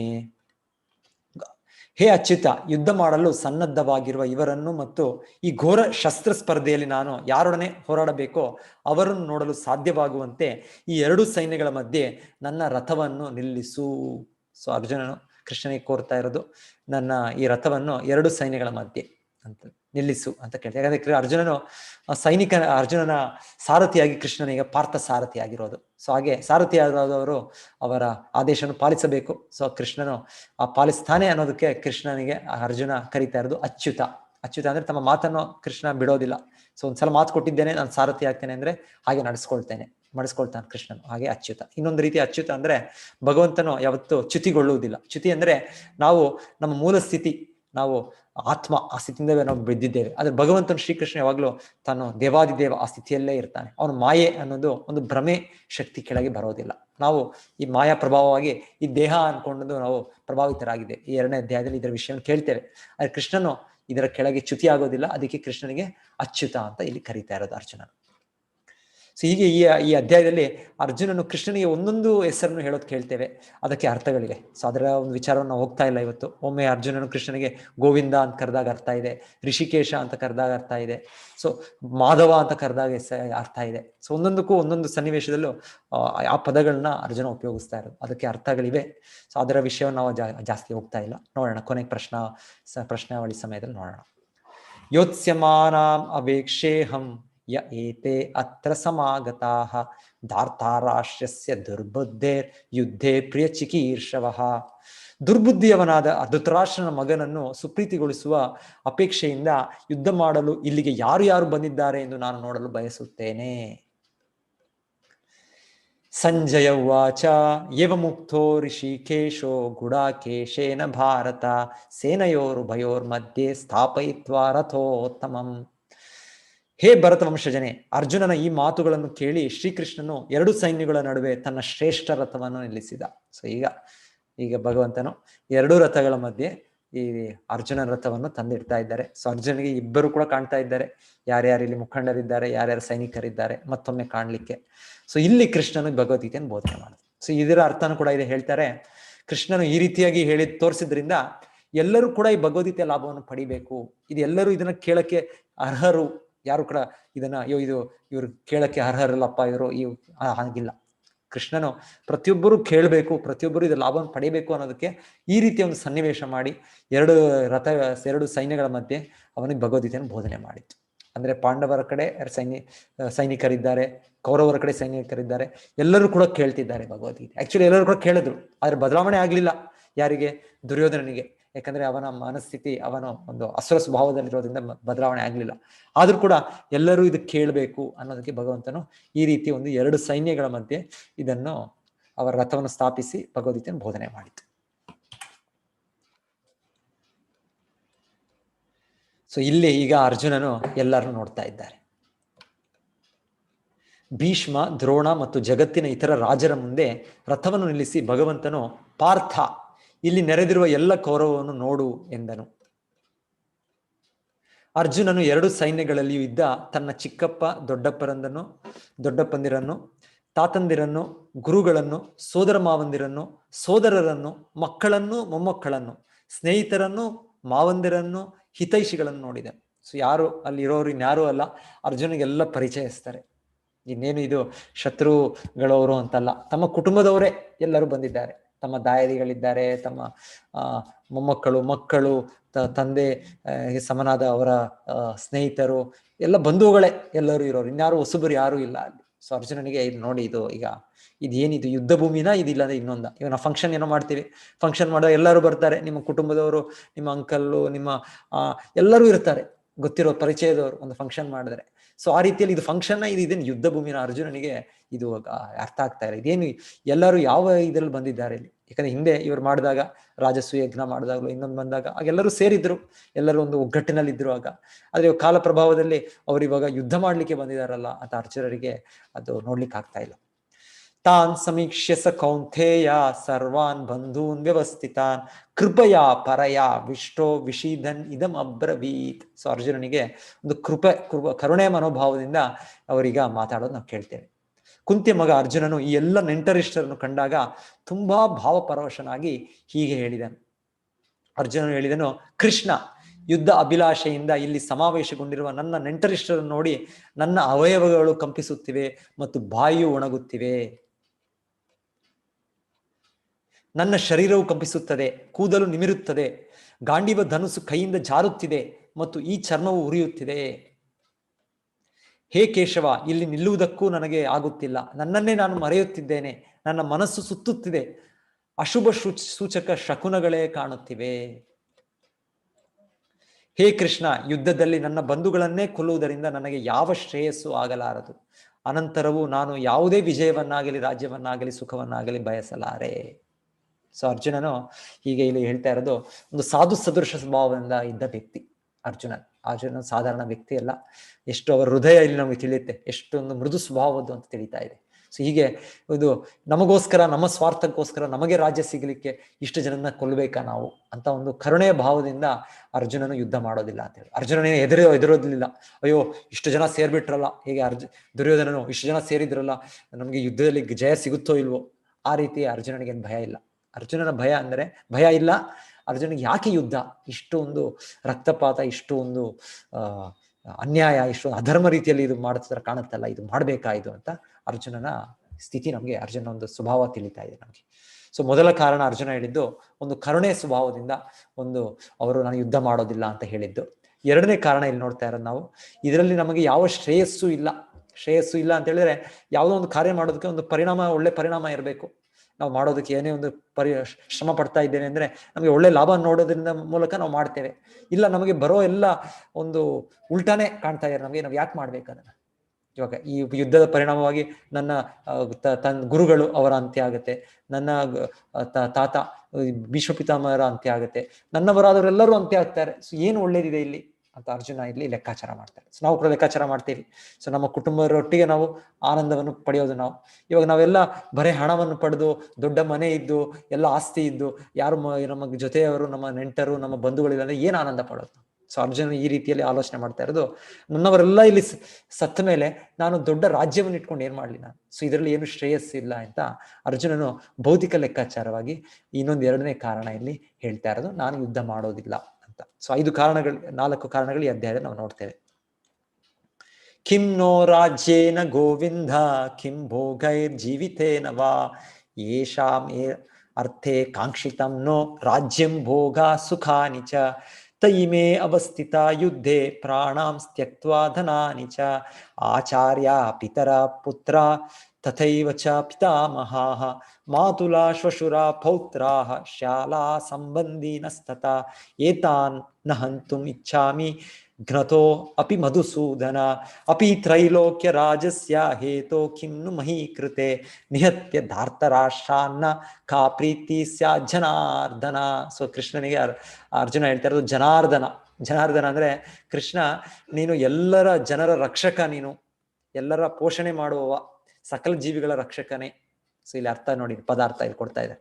ಸೊ ಹೀಗೆ ಇರುವಾಗ ನೀನು ಇಷ್ಟು ವಿನಾಶವನ್ನು ಮಾಡ್ಲಿಕ್ಕೆ ನನ್ನ ಕರ್ಕೊಂಡು ಬಂದಿದ್ಯಾ, ನನ್ನ ಹತ್ರ ಮಾಡಿಸ್ತಿದ್ಯಾ ಅಲ್ವಾ? ಇದು ಸರಿನಾ? ನೀನು ಜನಾರ್ದನನ ಇದು ನಿನ್ನಂತ ಅರ್ಜುನನು ಈ ರೀತಿ ಕೃಷ್ಣ ಕಾಲು ಕೂಡ ಇಲ್ಲಿ ಎಳಿತಾ ಇರೋದು ನಾವು ಕೇಳ್ತೇವೆ. ಹೇ ಗೋವಿಂದ, ಯಾರಿಗೋಸ್ಕರ ನಾವು ರಾಜ್ಯವನ್ನು, ಸುಖವನ್ನು ಮತ್ತು ಬದುಕನ್ನು ಸಹ ಬಯಸುತ್ತೇವೆಯೋ ಅವರೇ ನಮ್ಮ ವಿರುದ್ಧವಾಗಿ ಯುದ್ಧಕ್ಕೆ ಸನ್ನದ್ಧರಾಗಿರುವಾಗ ಅವುಗಳಿಂದ ಏನು ಪ್ರಯೋಜನ? ಹೇ ಮಧುಸೂದನ, ಆಚಾರ್ಯರು, ಪಿತರು, ಪುತ್ರರು, ಪಿತಾಮಹರು, ಸೋದರ ಮಾವಂದಿರು, ಮೊಮ್ಮಕ್ಕಳು, ಭಾವಮೈದಂದಿರು ಮತ್ತು ಇತರ ಬಂಧುಗಳು ತಮ್ಮ ರಾಜ್ಯಗಳನ್ನು, ಧನವನ್ನು ತ್ಯಜಿಸಲು ಸಿದ್ಧರಾಗಿ ನನ್ನ ಮುಂದೆ ನಿಂತಿದ್ದಾರೆ. ಅವರು ನನ್ನನ್ನು ಕೊಲ್ಲಬಹುದು, ಆದರೂ ಅವರನ್ನು ಕೊಲ್ಲಲು ನಾನೇಕೆ ಅಪೇಕ್ಷಿಸಬೇಕು? ಹೇ ಜನಾರ್ದನ, ಈ ಭೂಮಿಯ ಮಾತಿರಲಿ 3 ಲೋಕಗಳನ್ನು ನನಗೆ ಕೊಡುವುದಾದರೂ ನಾನು ಇವರೊಡನೆ ಯುದ್ಧ ಮಾಡಲು ಸಿದ್ಧನಾಗಿಲ್ಲ. ಧೃತರಾಷ್ಟ್ರನ ಮಕ್ಕಳನ್ನು ಕೊಂದು ನಮಗೆ ಯಾವ ಸಂತೋಷ ಬಂದೀತು? ಸೊ ಅರ್ಜುನ ಈ ಕಾರಣ ಭೌತಿಕವಾಗಿ ನನಗೇನು ಲಾಭ ಇಲ್ಲ, ನನಗೆ ನನ್ನವರೆಲ್ಲ ಕೊಂದ ಮೇಲೆ ನನಗೇನು ಸುಖ ಇಲ್ಲ ಅಂತ ದೇಹದ ಭಾವನೆಯಲ್ಲಿ ಈ ರೀತಿ ಹೇಳ್ತಾ ಇರೋದು ಆಕ್ಚುಲಿ. ಸೊ ಕೃಷ್ಣನು ಇದಕ್ಕೆಲ್ಲವೂ ಕೂಡ 2ನೇ ಅಧ್ಯಾಯದಲ್ಲಿ ಸರಿಯಾದ ಉತ್ತರವನ್ನು ಕೊಡ್ತಾರೆ. ನಾವು ನಾಳೆ ನೋಡೋಣ ಅದನ್ನೆಲ್ಲ. ಸೊ ನಂತರ ಅರ್ಜುನ ಇನ್ನೊಂದು 3ನೇ ಕಾರಣ ಹೇಳೋದು ಪಾಪ. ಪಾಪಂ ಏವಾಶ್ರಯೇದಸ್ಮಾನ್ ಹತ್ವೈತಾನ್ ಆತತಾಯಿನಃ ತಸ್ಮಾನ್ ಅರ್ಹ ವಯಂ ಹಂತುಂ ಧಾರ್ತರಾಷ್ಟ್ರಾನ್ ಸ್ವಬಾಂಧವಾನ್ ಸ್ವಜನಂ ಹಿ ಕಥಂ ಹತ್ವಾ ಸುಖಿನ ಶ್ಯಾಮ ಮಾಧವ. ಸೊ ಇಲ್ಲಿ ಆಕ್ರಮಣಕಾರರು ಅಂತ ಕರೀತಾರೆ ಆತತಾಯಿ ಅಂದ್ರೆ. ಸೊ ಆತತಾಯಿಗಳು ಅಂದ್ರೆ ಹೇಳ್ತಾರೆ, ಯಾರು ನಮ್ಮನ್ನು ಕೊಲ್ಲಿಕ್ಕೆ ಬಂದಿದ್ದಾರೆ ಅವರನ್ನು ನಾವು ಕೊಲ್ಬಹುದು, ಅದರಲ್ಲಿ ಯಾವ ಪಾಪ ಇಲ್ಲ. ಇವಾಗ ನೀವು ಉಗ್ರಗಾಮಿಗಳು ಬರ್ತಾರೆ, ಸೊ ಇಲ್ಲಾಂದ್ರೆ ಯಾರೋ ಒಂದು ದರೋಡೆ ಕೋರರು ಬರ್ತಾರೆ, ನಿಮ್ಮ ಮನೆಯನ್ನು ಪ್ರವೇಶಿಸಿದಾಗ ನೀವು ಏನು ಮಾಡೋಕ್ಕಾಗಲ್ಲ. ಅವರಿಗೆ ನೀವು ಒಳ್ಳೆಯ ಸಲಹೆ ಒಳ್ಳೆಯ ಮಾತನ್ನು ಹೇಳಲಿಕ್ಕಾಗಲ್ಲ. ನೀವು ಅವರನ್ನು ಆಗ ಕೊಲ್ಲಬೇಕಷ್ಟೇ. ಅವರು ಎಲ್ಲ ಶಸ್ತ್ರಗಳಿದೆ, ಒಂದು ಚಾಕು, ಒಂದು ಗನ್ ಎಲ್ಲ ಇಟ್ಕೊಂಡ್ ಬಂದಿದ್ದಾರೆ. ನೀವಾಗ ನೀವು ಇಲ್ಲ ಇಲ್ಲ ಇಲ್ಲ ಇಲ್ಲ ಅವ್ರಿಗೆ ನೀವು ಬೋಧನೆ ಮಾಡ್ತೀವಿ, ನೀವು ಮಾಡಬೇಡಿ, ಇದು ಒಳ್ಳೇದಲ್ಲ, ಇದು ಕೆಟ್ಟದ್ದು, ಈ ರೀತಿ ಅದೆಲ್ಲ ಆಗೋದಿಲ್ಲ. ಸೊ ನೀವಾಗ ಅವ್ರನ್ನ ಕೊಲ್ಲಬೇಕಷ್ಟೇ ಅವರು. ಸೊ ಈ ರೀತಿಯಲ್ಲಿ ಶಾಸ್ತ್ರ ಹೇಳುತ್ತೆ 6 ರೀತಿಯ ಆಕ್ರಮಣಗಾರರಿದ್ದಾರೆ. ಒಬ್ಬರು ಯಾರಾದ್ರೂ ನಿಮಗೆ ಈ ರೀತಿಯ ಒಂದು ಚೂಪಾದ ಒಂದು ಶಸ್ತ್ರಗಳು ಈ ರೀತಿಯ ನಿಮ್ಗೆ ಕೊಲ್ಲಿಕ್ಕೆ ಬಂದಾಗ, ಇಲ್ಲ ಅಂದ್ರೆ ನಿಮ್ಮ ಮನೆಯನ್ನೇ ಯಾರಾದ್ರೂ ಬೆಂಕಿ ಇಟ್ಟು ಅವ್ರು ನಿಮ್ಮನ್ನ ಸಾಯಿಸ್ಲಿಕ್ಕೆ ಬಂದಾಗ, ಇಲ್ಲ ಅಂದ್ರೆ ಯಾರಾದ್ರೂ ವಿಷವನ್ನು ಕೊಟ್ರೆ. ಸೊ ಈಗ ನಾವು ಕೇಳ್ತೀವಿ ಒಬ್ಬರು ತಮ್ಮ ಕುಟುಂಬದವ್ರಿಗೆ ವಿಷವನ್ನು ಕೊಟ್ಟು ಸಾಯಿಸಿರೋದು, ಪಾಯ್ಸನಿಂಗ್. ಎಲ್ಲ ನಾವು ಮೊನ್ನೆ ಕೇರಳದಲ್ಲಿ ಯಾರೋ ಒಂದು ಹೆಂಗಸು ಅವರ ಒಬ್ಬರು 4-5 ಜನ ಒಂದು ಕುಟುಂಬದಲ್ಲಿ ಸಾಯಿಸಿದ್ದಾರೆ ವಿಷ ಕೊಟ್ಟು. ಕೊನೆಗೆ ಯಾರಿಗೂ ಗೊತ್ತಾಯ್ತು ಇದು ಯಾರೋ ಮನೆ ಕುಟುಂಬದವರು ಯಾರೋ ಮಾಡ್ತಾ ಇದ್ದಾರೆ ಅಂತ. ಸೊ ಈ ರೀತಿಯಲ್ಲಿ ನಾವೆಲ್ಲ ಕೇಳ್ತೇವೆ. ಸೊ ಈ ರೀತಿ ಯಾರಾದ್ರೂ ನಮಗೆ ವಿಷವನ್ನು ಕೊಟ್ಟಾಗ ಬಂದಾಗ, ನಮ್ಮನ್ನೊಂದು ಶಸ್ತ್ರಗಳಿಂದ ಸಾಯಿಸ್ಲಿಕ್ಕೆ ಬಂದಾಗ, ಇಲ್ಲ ಅಂದ್ರೆ ನಮ್ಮ ಮನೆಯನ್ನೇ ಬೆಂಕಿ ಇಡ್ಲಿಕ್ಕೆ ಬಂದಾಗ, ಇಲ್ಲ ಅಂದ್ರೆ ನಮ್ಮ ಒಂದು ಆಸ್ತಿಯನ್ನು ಅವರು ಫೋರ್ಸ್ಫುಲ್ ಆಗಿ ಅವರು ಕಿತ್ಕೊಂಡಾಗ, ಸೊ ಆ ರೀತಿಯಲ್ಲಿ ಹೇಳ್ತಾರೆ. ಇಲ್ಲ ಅಂದ್ರೆ 6 ರೀತಿಯಲ್ಲಿ ಇಲ್ಲಿ ಹೇಳಿದ್ದಾರೆ. ಇವರನ್ನ ಹೇಳ್ತಾರೆ ಆಕ್ರಮಣಕಾರರು ಅಂತ ಹೇಳ್ತಾರೆ. ಸೊ ಇವರನ್ನು ನೀವು ಕೊಲ್ಲೋದ್ರಿಂದ ನಮಗೇನು ಪಾಪ ಇಲ್ಲ. ಸೊ ಇದು ವೈದಿಕ ಇದಕ್ಕೆ ಪ್ರಕಾರವಾಗಿ ಇದು ಅಧರ್ಮವಲ್ಲ, ಇದು ಧರ್ಮವೇ. ಸೊ ಈ ರೀತಿಯಲ್ಲಿ ಇವಾಗೂ ಕೂಡ ಕಾನೂನಿವೆ. ಯಾರಾದ್ರೂ ನಿಮಗೆ ಅವರು ಸಾಯಿಸ್ಲಿಕ್ಕೆ ಬಂದಾಗ ನೀವು ಅವ್ರನ್ನ ಸಾಯಿಸ್ಬೋದು. ಅದರ ನೀವು ಇದನ್ನು ಕೊಟ್ರೆ ನಿಮಗೆ ಮನ್ನಣೆ ಸಿಗುತ್ತೆ, ನಿಮಗೇನು ಶಿಕ್ಷೆ ಇಲ್ಲ. ಸೊ ಆ ರೀತಿಯಲ್ಲಿ ಅರ್ಜುನನ್ ಇಲ್ಲಿ ಹೇಳ್ತಾ ಇರೋದು, ಇವರು ಆಕ್ರಮಣಕಾರರು. ನಮಗೆ ಹಿಂದೆ ಈ ರೀತಿಯಲ್ಲೆಲ್ಲ ಕೊಲ್ಲಿಕ್ಕೆ ಪ್ರಯತ್ನ ಪಟ್ರು ಇವರು. ಆಮೇಲೆ ನಮ್ಮ ಹೆಂಡತಿಯನ್ನು ಅಪಹರಿಸ್ಲಿಕ್ಕೂ ಇವರು ಪ್ರಯತ್ನ ಪಟ್ರು. ದ್ರೌಪದಿಯ ಮಾನಭಂಗ ಮಾಡೋಕ್ಕೂ ಪ್ರಯತ್ನ ಪಟ್ರು. ಸೊ ಈ ಎಲ್ಲ ಕಾರಣಗಳಿರೋದ್ರಿಂದ ಇವರು ಅರ್ಹರು ಕೊಲ್ಲಿಕ್ಕೆ. ಆದ್ರೂ ಕೂಡ ಕೃಷ್ಣ, ಇವರು ನನಗೆ ಎಷ್ಟಾದ್ರೂ ನನ್ನ ಬಂಧುಗಳೇ, ಇವರನ್ನು ಕೊಲ್ಲಿಕ್ಕೆ ನಾನು ಇಚ್ಛೆ ಪಡೋದಿಲ್ಲ ಅಂತ ಅರ್ಜುನನ ಅವ್ರು ಹೇಳ್ತಾ ಇರೋದು ದೊಡ್ಡ ಪಾಪನೇ ಅಂತ ಹೇಳ್ತಾ ಇದ್ದಾರೆ. ಇಷ್ಟು ಜನನ ಸಾಯಿಸೋದು ದೊಡ್ಡ ಪಾಪ. ಚಿಕ್ಕ ಕ್ರಿಮಿಯನ್ನು ಸಾಯಿಸೋದು ಪಾಪ ಇರೋದ್ರಿಂದ ಇಷ್ಟು ಜನನ ಸಾಯಿಸೋದು ಖಂಡಿತ ಇದು ದೊಡ್ಡ ಪಾಪ. ಖಂಡಿತವಾಗಿ ನಾವು ನರಕವಾಸಕ್ಕೆ ಹೋಗ್ಬೇಕು ಅಂತ ಅರ್ಜುನನು ಅದರ ಕಾರಣ ಕೂಡ ಹೇಳಿ ನಾನು ಯುದ್ಧ ಮಾಡೋದಿಲ್ಲ ಅಂತ ಹೇಳ್ತಾ ಇರೋದು. ಸೊ ನಂತರ ಅರ್ಜುನ ಹೇಳೋ ಕಾರಣಗಳೆಂದ್ರೆ, ಇಷ್ಟು ಮಂದಿ ನಾವು ಕೊಂದ ಮೇಲೆ ಅವರ ಕುಟುಂಬಗಳಲ್ಲಿ, ಆ ಸೈನಿಕರ ಕುಟುಂಬಗಳಲ್ಲಿ ಏನಾಗುತ್ತೆ, ಅವರ ಹೆಂಡತಿಯರಿರ್ತಾರೆ, ಅವರ ಮಕ್ಕಳಿರ್ತಾರೆ, ಎಷ್ಟೋ ಹಿರಿಯರಿರ್ಬೋದು ಮನೆಯಲ್ಲಿ. ಸೊ ಅವರ ರಕ್ಷಣೆ ಯಾರು ಮಾಡ್ತಾರೆ? ಪರ್ಟಿಕ್ಯುಲರ್ಲಿ ಹೇಳ್ತಾರೆ, ವೈದಿಕ ಕಾಲದಲ್ಲಿ ಸ್ತ್ರೀಯರ ರಕ್ಷಣೆ ತುಂಬಾ ನಡೀತಾ ಇತ್ತು. ಮೊದಲಿಗೆ ತಂದೆ ರಕ್ಷಣೆ ಮಾಡ್ತಾರೆ ಮಗಳಿಗೆ, ನಂತರ ಗಂಡಂದಿರು ತಮ್ಮ ಹೆಂಡತಿಯರ ರಕ್ಷಣೆ ಮಾಡ್ತಾರೆ, ನಂತರ ಅವರಿಗೆ ಅವರ ಮಕ್ಕಳ ರಕ್ಷಣೆ ಮಾಡ್ತಾರೆ, ಹಿರಿಯ ಮಕ್ಕಳ ರಕ್ಷಣೆ ಮಾಡ್ತಾರೆ. ಸೊ ಈ ರೀತಿಯಲ್ಲಿ ಹೆಂಗಸರು ಯಾವಾಗಲೂ ರಕ್ಷಣೆ ಇರ್ತಾ ಇತ್ತು. ಸೊ ಇವರು ಹೇಳ್ತಾ ಇರೋದು, ಇವಾಗ ಸ್ತ್ರೀಯರ ರಕ್ಷಣೆ ಇಲ್ಲದೆ ಅವರನ್ನು ದಾರಿ ತಪ್ಪಿಸಿ ಮಾಡುವ ಸಾಧ್ಯತೆಗಳಿರ್ತವೆ. ಅದರಿಂದ ಬರುವ ಸಂತಾನ ಅವ್ರು ಹೇಳ್ತಾರೆ ವರ್ಣಸಂಕರ ಅಂತ ಕರೀತಾರೆ. ವರ್ಣಸಂಕರ ಅಂದ್ರೆ ಅವರು ಧಾರ್ಮಿಕ ವಿಧಾನದಲ್ಲಿ ಪಡೆದ ಸಂತಾನವಲ್ಲ, ಮತ್ತೆ ಅವರಿಗೆ ಆಧ್ಯಾತ್ಮಿಕ ಮಹತ್ವ ಗೊತ್ತಿಲ್ಲದೆ ಇರುವಾಗ ಅವರ ಜೀವನವೂ ಕೂಡ ಒಂದು ರೀತಿಯ ಕಷ್ಟಗಳೇ, ದುಃಖಗಳೇ. ಅವರ ಕುಟುಂಬಕ್ಕೂ ಕೂಡ ಎಷ್ಟೋ ಕಷ್ಟಗಳೇ. ಮತ್ತೆ ಅವರು ಕುಟುಂಬದಲ್ಲಿ ಎಷ್ಟೋ ಸಂಪ್ರದಾಯಗಳು, ಈ ಆಚರಣೆಗಳು, ಧರ್ಮ ವಿಧಾನಗಳನ್ನು ಬಿಟ್ಬಿಡ್ತಾರೆ. ಅದರ ಅರ್ಥ ಅವರಿಗೆ, ಅಭ್ಯಾಸಗಳು ಅವರಿಗೆ ಮಾಡೋಕೆ ಇದಿಲ್ಲ. ಇರೋದ್ರಿಂದ ಅರ್ಜುನ ಹೇಳೋದು, ಈ ವರ್ಣ ಸಂಕರ, ಈ ಸಂತಾನ, ಈ ಬೇಡದೇ ಇರೋ ಸಂತಾನ ಉತ್ಪತ್ತಿಯಿಂದ ಎಲ್ಲ ಸಮಾಜದ ಧರ್ಮ ಕಾರ್ಯಗಳು ಎಲ್ಲರಿಗೂ ಕೂಡ ಕೆಟ್ಟದೇ ಬರುತ್ತೆ, ಇದು ಅಶುಭವಾಗುತ್ತೆ ಇದು. ಸೊ ಅರ್ಜುನನು ಅಷ್ಟು ಮುಂದೆ ನೋಡ್ತಾ ಇದ್ದಾರೆ. ದುರ್ಯೋಧನಿಗೆ ಏನೂ ಇಲ್ಲ, ನನಗೆ ರಾಜ್ಯ ಸಿಕ್ಕರೆ ಸಾಕು, ಎಷ್ಟು ಜನ ಇಲ್ಲಿ ಸತ್ತರೂ ಕೂಡ ಪರವಾಗಿಲ್ಲ. ಆದ್ರೆ ಅರ್ಜುನ ಯೋಚನೆ ಮಾಡ್ತಾ ಇರೋದು, ನನಗೆ ವೈಯಕ್ತಿಕ ಲಾಭಕ್ಕಾಗಿ ಯಾಕೆ ಮಾಡಬೇಕು, ಆಮೇಲೆ ಎಷ್ಟು ಒಂದು ಅನಾಹುತ ಆಗ್ತಾ ಇದೆ, ಎಷ್ಟು ಜನರಿಗೆ ಒಂದು ಇದಾಗ್ತಾ ಇದೆ, ನೋವು ಆಗ್ತಾ ಇದೆ ಅಂತ ಅರ್ಜುನ ಲೆಕ್ಕ ಮಾಡೋದು ನಾವು ಇಲ್ಲಿ ನೋಡ್ತಾ ಇದ್ದೇವೆ. ಸೊ ಇಲ್ಲಿ ಭಗವದ್ಗೀತೆ ನೀವು ಮೊದಲನೇ ಅಧ್ಯಾಯದಲ್ಲಿ ಅರ್ಜುನನು ಎಷ್ಟು ಒಂದು ಮೇಧಾವಿ ಅಂತ, ಮಹಾತ್ಮ ಅಂತ ನಮಗೆ ತಿಳಿಯೋ ಒಂದು ಸನ್ನಿವೇಶ ಇದು ಮೊದಲನೇ ಅಧ್ಯಾಯ. ಸೊ ಈ ಒಂದು ಕಾರಣಗಳು ಅರ್ಜುನ ಹೇಳ್ತಾ ಇರೋದು. ಕುಲಕ್ಷಯವಾದರೆ ಸನಾತನವಾದ ಕುಲಧರ್ಮವು ನಾಶವಾಗುತ್ತದೆ, ಧರ್ಮವು ನಷ್ಟವಾದರೆ ಕುಟುಂಬದಲ್ಲಿ ಉಳಿದ ಭಾಗವು ಅಧರ್ಮದ ವಶವಾಗುತ್ತದೆ. ಹೇ ಕೃಷ್ಣ, ಕುಟುಂಬದಲ್ಲಿ ಅಧರ್ಮವು ಪ್ರಧಾನವಾದಾಗ ಕುಲಸ್ತ್ರೀಯರು ನೀತಿಭ್ರಷ್ಟರಾಗಿ ಅನಿಷ್ಟ ಸಂತಾನ ಸೃಷ್ಟಿಯಾಗುತ್ತದೆ. ಬೇಡದ ಜನರ ಸಂಖ್ಯೆ ಹೆಚ್ಚಿದರೆ ಅದು ಸಂಸಾರದ ಬದುಕನ್ನು ಮತ್ತು ಸಂಸಾರದ ಸಂಪ್ರದಾಯವನ್ನು ನಾಶಗೊಳಿಸಿದವರ ಬದುಕನ್ನು ನರಕ ಸದೃಶ ಮಾಡುತ್ತದೆ. ಇಂತಹ ಭ್ರಷ್ಟ ಸಂಸಾರಗಳ ಪೂರ್ವಿಕರು ಪತನ ಹೊಂದುತ್ತಾರೆ, ಏಕೆಂದರೆ ಅವರಿಗಾಗಿ ನಡೆಯಬೇಕಾದ ಪಿಂಡೋದಕ ಕ್ರಿಯೆಗಳು ಸಂಪೂರ್ಣವಾಗಿ ನಿಂತು ಹೋಗುತ್ತವೆ. ಸೊ ಇದು ಶ್ರಾದ್ದ ಕಾರ್ಯಕ್ರಮಗಳು ಕೂಡ ಇದು ಬೇಕಾಗಿದೆ. ಸೊ ಇದೆಲ್ಲ ನಿಂತು ಹೋಗ್ಬಿಡುತ್ತೆ ಅಂತ ಅರ್ಜುನ ಹೇಳ್ತಾ ಇರೋದು. ಕುಟುಂಬದ ಸಂಪ್ರದಾಯವನ್ನು ನಾಶ ಮಾಡಿ ಬೇಡದ ಮಕ್ಕಳನ್ನು ಸೃಷ್ಟಿಸುವ ದುಷ್ಕರ್ಮದಿಂದ ಎಲ್ಲ ಸಮುದಾಯದ ಯೋಜನೆಗಳು, ಕುಟುಂಬ ಕಲ್ಯಾಣ ಚಟುವಟಿಕೆಗಳು ನಾಶವಾಗುತ್ತವೆ. ಜನರನ್ನು ಪಾಲಿಸುವ ಹೇ ಜನಾರ್ದನ, ಮತ್ತೆ ಕೃಷ್ಣನಿಗೆ ಜನಾರ್ದನ ಅಂತ ಕರೀತಾ ಇದ್ದಾರೆ, ಕುಟುಂಬದ ಸಂಪ್ರದಾಯವನ್ನು ನಾಶ ಮಾಡುವವರು ನರಕವಾಸಿಗಳಾಗುತ್ತಾರೆ ಎಂದು ಗುರುಶಿಷ್ಯ ಪರಂಪರೆಯಿಂದ ನಾನು ಕೇಳಿದ್ದೇನೆ. ಸೊ ಇನ್ನೊಂದು ಮುಖ್ಯ ಪಾಯಿಂಟ್ ಅಂದ್ರೆ, ಅರ್ಜುನನು ತನ್ನ ವೈಯಕ್ತಿಕ ಒಂದು ಅನುಭವದಿಂದ ಇದು ಹೇಳ್ತಾ ಇದ್ದೀನಿ ಅಂತಲ್ಲ, ನಾನು ಹಿಂದೆ ಗುರು ಶಿಷ್ಯ ಪರಂಪರೆಯಲ್ಲಿ ಒಬ್ಬ ಆಚಾರ್ಯರು ಅವರಿಂದ ಕೇಳಿ ಏನು ಧರ್ಮ ಅಧರ್ಮ ತಿಳಿದು ನಾನು ಹೇಳ್ತಿದ್ದೇನೆ. ಇದು ತುಂಬಾ ಮುಖ್ಯ. ಇವತ್ತು ನಾವೆಲ್ಲರೂ ಹೇಳ್ತೇವೆ, ಇಲ್ಲ ಇಲ್ಲ ನನಗೆ ಧರ್ಮ ಅಂದ್ರೆ ನನ್ನ ನಂಬಿಕೆ, ನನ್ನ ಹಾಗೆ ಇದು ಸರಿ ಅನ್ಸುತ್ತೆ. ಇಲ್ಲ, ನಮ್ಮ ನಂಬಿಕೆಗೆ ಏನು ಬೆಲೆ ಇದೆ. ಇವಾಗ ನಾನು ಹೇಳಿದ್ರೆ ಈ ಕಾನೂನು ಅನ್ನೋದು ನಾನು ಮಾಡ್ತೇನೆ, ನಾಳೆಯಿಂದ ನಾನು ಬಲಗಡೆಯಲ್ಲಿ ರಸ್ತೆಯಲ್ಲಿ ಹೋಗ್ತೇನೆ, ನಾನು ಎಡಗಡೆಯಲ್ಲಿ ಹೋಗೋದಿಲ್ಲ ಅಂದ್ರೆ ಆಗುತ್ತಾ? ಟ್ರಾಫಿಕ್ ಲಾ ಮಾಡೋಕ್ಕೆ ಅದಕ್ಕೆ ಸಿಬ್ಬಂದಿ ಇದ್ದಾರೆ, ಒಂದು ಸರ್ಕಾರ ಇದೆ. ಸೊ ಆ ರೀತಿ ಧರ್ಮ ಅನ್ನೋದು ಭಗವಂತನ ಕೊಡೋದು ಧರ್ಮ. ಧರ್ಮಂತೂ ಸಾಕ್ಷಾತ್ ಭಗವತ್ ಪ್ರಣೀತಂ. ಈ ಧರ್ಮ ಅನ್ನೋದು ನಾವು ನೀವು ಸೇರ್ಕೊಂಡು ಒಂದು ಸಭೆ ಮಾಡ್ಕೊಂಡು ಚರ್ಚೆ ಮಾಡ್ಕೊಂಡು ಸೃಷ್ಟಿ ಮಾಡೋದಲ್ಲ. ಸೊ ಧರ್ಮ ಅನ್ನೋದು ಭಗವಂತನ ಕೊಡಿರುವ ಕಾನೂನು. ಸೊ ಇದು ನಾವು ಈ ಭಗವದ್ಗೀತೆ, ವೇದ ಗ್ರಂಥಗಳ ಮೂಲಕ ಅದೇನು ಅಂತ ತಿಳಿಬೇಕು ನಾವು. ಸೊ ಈಗ ಅರ್ಜುನನ್ ಹೇಳ್ತಾ ಇರೋದು, ಈ ರೀತಿಯಾಗಿ ನಾನು ಗುರುಶ್ಯ ಪರಂಪರೆ ಕೇಳಿ ನಾನು ಈ ನಿರ್ಣಯಕ್ಕೆ ಬರ್ತಾ ಇದ್ದೇನೆ, ಇದು ಯುದ್ಧ ಮಾಡಬಾರದು ಅಂತ ಅವರು ನನ್ನ ಸ್ವಂತ ಅನುಭವದಿಂದ ಅಂತ ಅರ್ಜುನನು ಹೇಳಿರೋ ಮಾತಿಲ್ಲಿ. ಸೊ ಇದಕ್ಕೆ ಕೃಷ್ಣ ನೆಕ್ಸ್ಟ್ ನಾಳೆ ಏನ್ ಹೇಳ್ತಾರೆ ಕೇಳೋಣ ನಾವು. ಅಯ್ಯೋ, ಮಹತ್ತಾದ ಪಾಪ ಕಾರ್ಯಗಳನ್ನು ಮಾಡಲು ನಾವು ಸಿದ್ಧತೆ ಮಾಡಿಕೊಳ್ಳುತ್ತಿದ್ದೇವೆ ಎನ್ನುವುದು ಎಂತಹ ಆಶ್ಚರ್ಯದ ಸಂಗತಿ. ರಾಜ್ಯ ಸುಖದ ಲೋಭದಿಂದಾಗಿ ನಾವು ಸ್ವಜನರನ್ನು ಕೊಲ್ಲಲು ಸಂಕಲ್ಪ ಮಾಡಿದ್ದೇವೆ. ಶಸ್ತ್ರವಿಲ್ಲದ ಮತ್ತು ಪ್ರತೀಕಾರ ಮಾಡದಿರುವ ನನ್ನನ್ನು ಶಸ್ತ್ರಪಾಣಿಗಳಾದ ಧೃತರಾಷ್ಟ್ರ ಪುತ್ರರು ರಣಭೂಮಿಯಲ್ಲಿ ಕೊಂದರೆ ಅದು ನನಗೆ ಒಳ್ಳೆಯದೇ. ಸೊ ಕೊನೆಗೆ ಅರ್ಜುನ, ನನಗಾಗೋದಿಲ್ಲ ಯುದ್ಧ ಅಂತ ತಮ್ಮ ಬಿಲ್ಲನ್ನು ಪಕ್ಕಕ್ಕೆ ಇಟ್ಬಿಟ್ಟಿದ್ದಾರೆ. ರಣಭೂಮಿಯಲ್ಲಿ ಅರ್ಜುನನು ಹೀಗೆ ಹೇಳಿ ತನ್ನ ಬಿಲ್ಲು ಬಾಣಗಳನ್ನು ಬದಿಗಿಟ್ಟು ದುಃಖ ಪರವಶನಾಗಿ ರಥದಲ್ಲಿ ಕುಳಿತುಕೊಂಡನು. ಸೊ ಇದು ಮೊದಲನೇ ಅಧ್ಯಾಯ. ಕುರುಕ್ಷೇತ್ರ ರಣರಂಗದಲ್ಲಿ ಸೇನಾವಲೋಕನ ಎಂಬ ಮೊದಲನೇ ಅಧ್ಯಾಯದ ಭಕ್ತಿ ವೇದಾಂತ ಭಾವಾರ್ಥ ಮುಗಿಯಿತು. ಸೊ ಒಂದು ಪ್ರೆಸೆಂಟೇಷನ್ ಅದರಲ್ಲಿ ಇದೆ, ಚಿತ್ರಗಳಾಗಿದೆ ಅಷ್ಟೇ, ಇನ್ನೇನಿಲ್ಲ. ಸೊ ಇನ್ನೊಂದ್ಸಲ ನೋಡ್ಬೋದು ನಾವು ಅದು. ಸೊ ಇಲ್ಲಿ ಮುಖ್ಯವಾಗಿ ನಾವು ನೋಡಿದ್ದು 5 ಕಾರಣಗಳು ಈ ಅಧ್ಯಾಯದಲ್ಲಿ. ಅರ್ಜುನನು ಹೇಳೋದು ನಾನು ಯುದ್ಧ ಮಾಡೋದಿಲ್ಲ. 4 ಕಾರಣಗಳು ನೋಡಿದ್ವಿ ನಾವು. 5ನೇ ಕಾರಣ ನೆಕ್ಸ್ಟ್ ಅಧ್ಯಾಯದಲ್ಲಿ ನೋಡ್ತೇವೆ. ಸೊ ಮೊದಲಿಗೆ ಧೃತರಾಷ್ಟ್ರನ ಮನಸ್ಥಿತಿ ಗೊತ್ತಾಯ್ತು. ನಂತರ ನಮಗೆ ದುರ್ಯೋಧನ ಮನಸ್ಥಿತಿ ಗೊತ್ತಾಗುತ್ತೆ. ದುರ್ಯೋಧನ ತನ್ನ ಗುರು ಆಚಾರ್ಯರ ಹತ್ರ ಅವರು ಹೋಗಿ ಎಷ್ಟೊಂದು ಗೌರವದಿಂದ ಹೇಳಬೇಕು, ಅದನ್ನ ಬಿಟ್ಟು ಅವರಿಗೆ ಒಂದು ತಿದ್ದುಪಡಿ ಮಾಡೋ ರೀತಿ, ಅವರಿಗೆ ಒಂದು ಸಲಹೆ ಕೊಡೋ ರೀತಿಯಲ್ಲಿ ದುರ್ಯೋಧನ ತೋರಿಸ್ತಾ ಇರೋದಿಲ್ಲಿ, ಅದು ಗೊತ್ತಾಗುತ್ತೆ ನಮಗೆ. ನಂತರ ನಾವು ನೋಡೋದು ಕೃಷ್ಣ ಅರ್ಜುನರು ಅವರ ದಿವ್ಯ ಶಂಖಗಳು ಊದೋದು, ಅದರಿಂದ ಇವರಿಗೆ ಯುದ್ಧದಲ್ಲಿ ಜಯ ಅಂತ ತಿಳಿಸೋದು. ಆಕ್ಚುಲಿ ಇಲ್ಲಿ ಮೊದಲನೇ ಅಧ್ಯಾಯದಲ್ಲಿ ಎಷ್ಟೋ ಸಂಕೇತಗಳಿವೆ, ಅಲ್ಲಿಲ್ಲ, ಇಲ್ಲಿ ತೋರಿಸ್ತಾ ಇರೋದಿಲ್ಲ. ಇದರ ಸಂಕೇತಗಳಲ್ಲೂ ಕೂಡ ಗೊತ್ತಾಗುತ್ತೆ ನಮಗೆ. ಇಲ್ಲಿ ಯುದ್ಧದಲ್ಲಿ ಜಯ ಅನ್ನೋದು ಪಾಂಡುಪುತ್ರರಿಗೆ ಅಂತ, ಯಾಕಂದ್ರೆ ಇದು ಧರ್ಮಭೂಮಿ, ಧರ್ಮಕ್ಷೇತ್ರ ಒಂದು. ಹಾಗೆ ಇನ್ನೊಂದು, ಆ ರಥ ಸಿಕ್ಕಿದ್ದು ಅದು ಕೊಟ್ಟದ್ದು ಅಗ್ನಿದೇವರು ಕಾಣಿಕೆಯಾಗಿ. ಸೊ ಅದು ಕೂಡ ಅಲ್ಲಿ ಎಲ್ಲಿ ಹೋದ್ರೂ ಆ ರಥ ಅಲ್ಲೇ ಜಯ ಅಂತ ಇರುತ್ತೆ.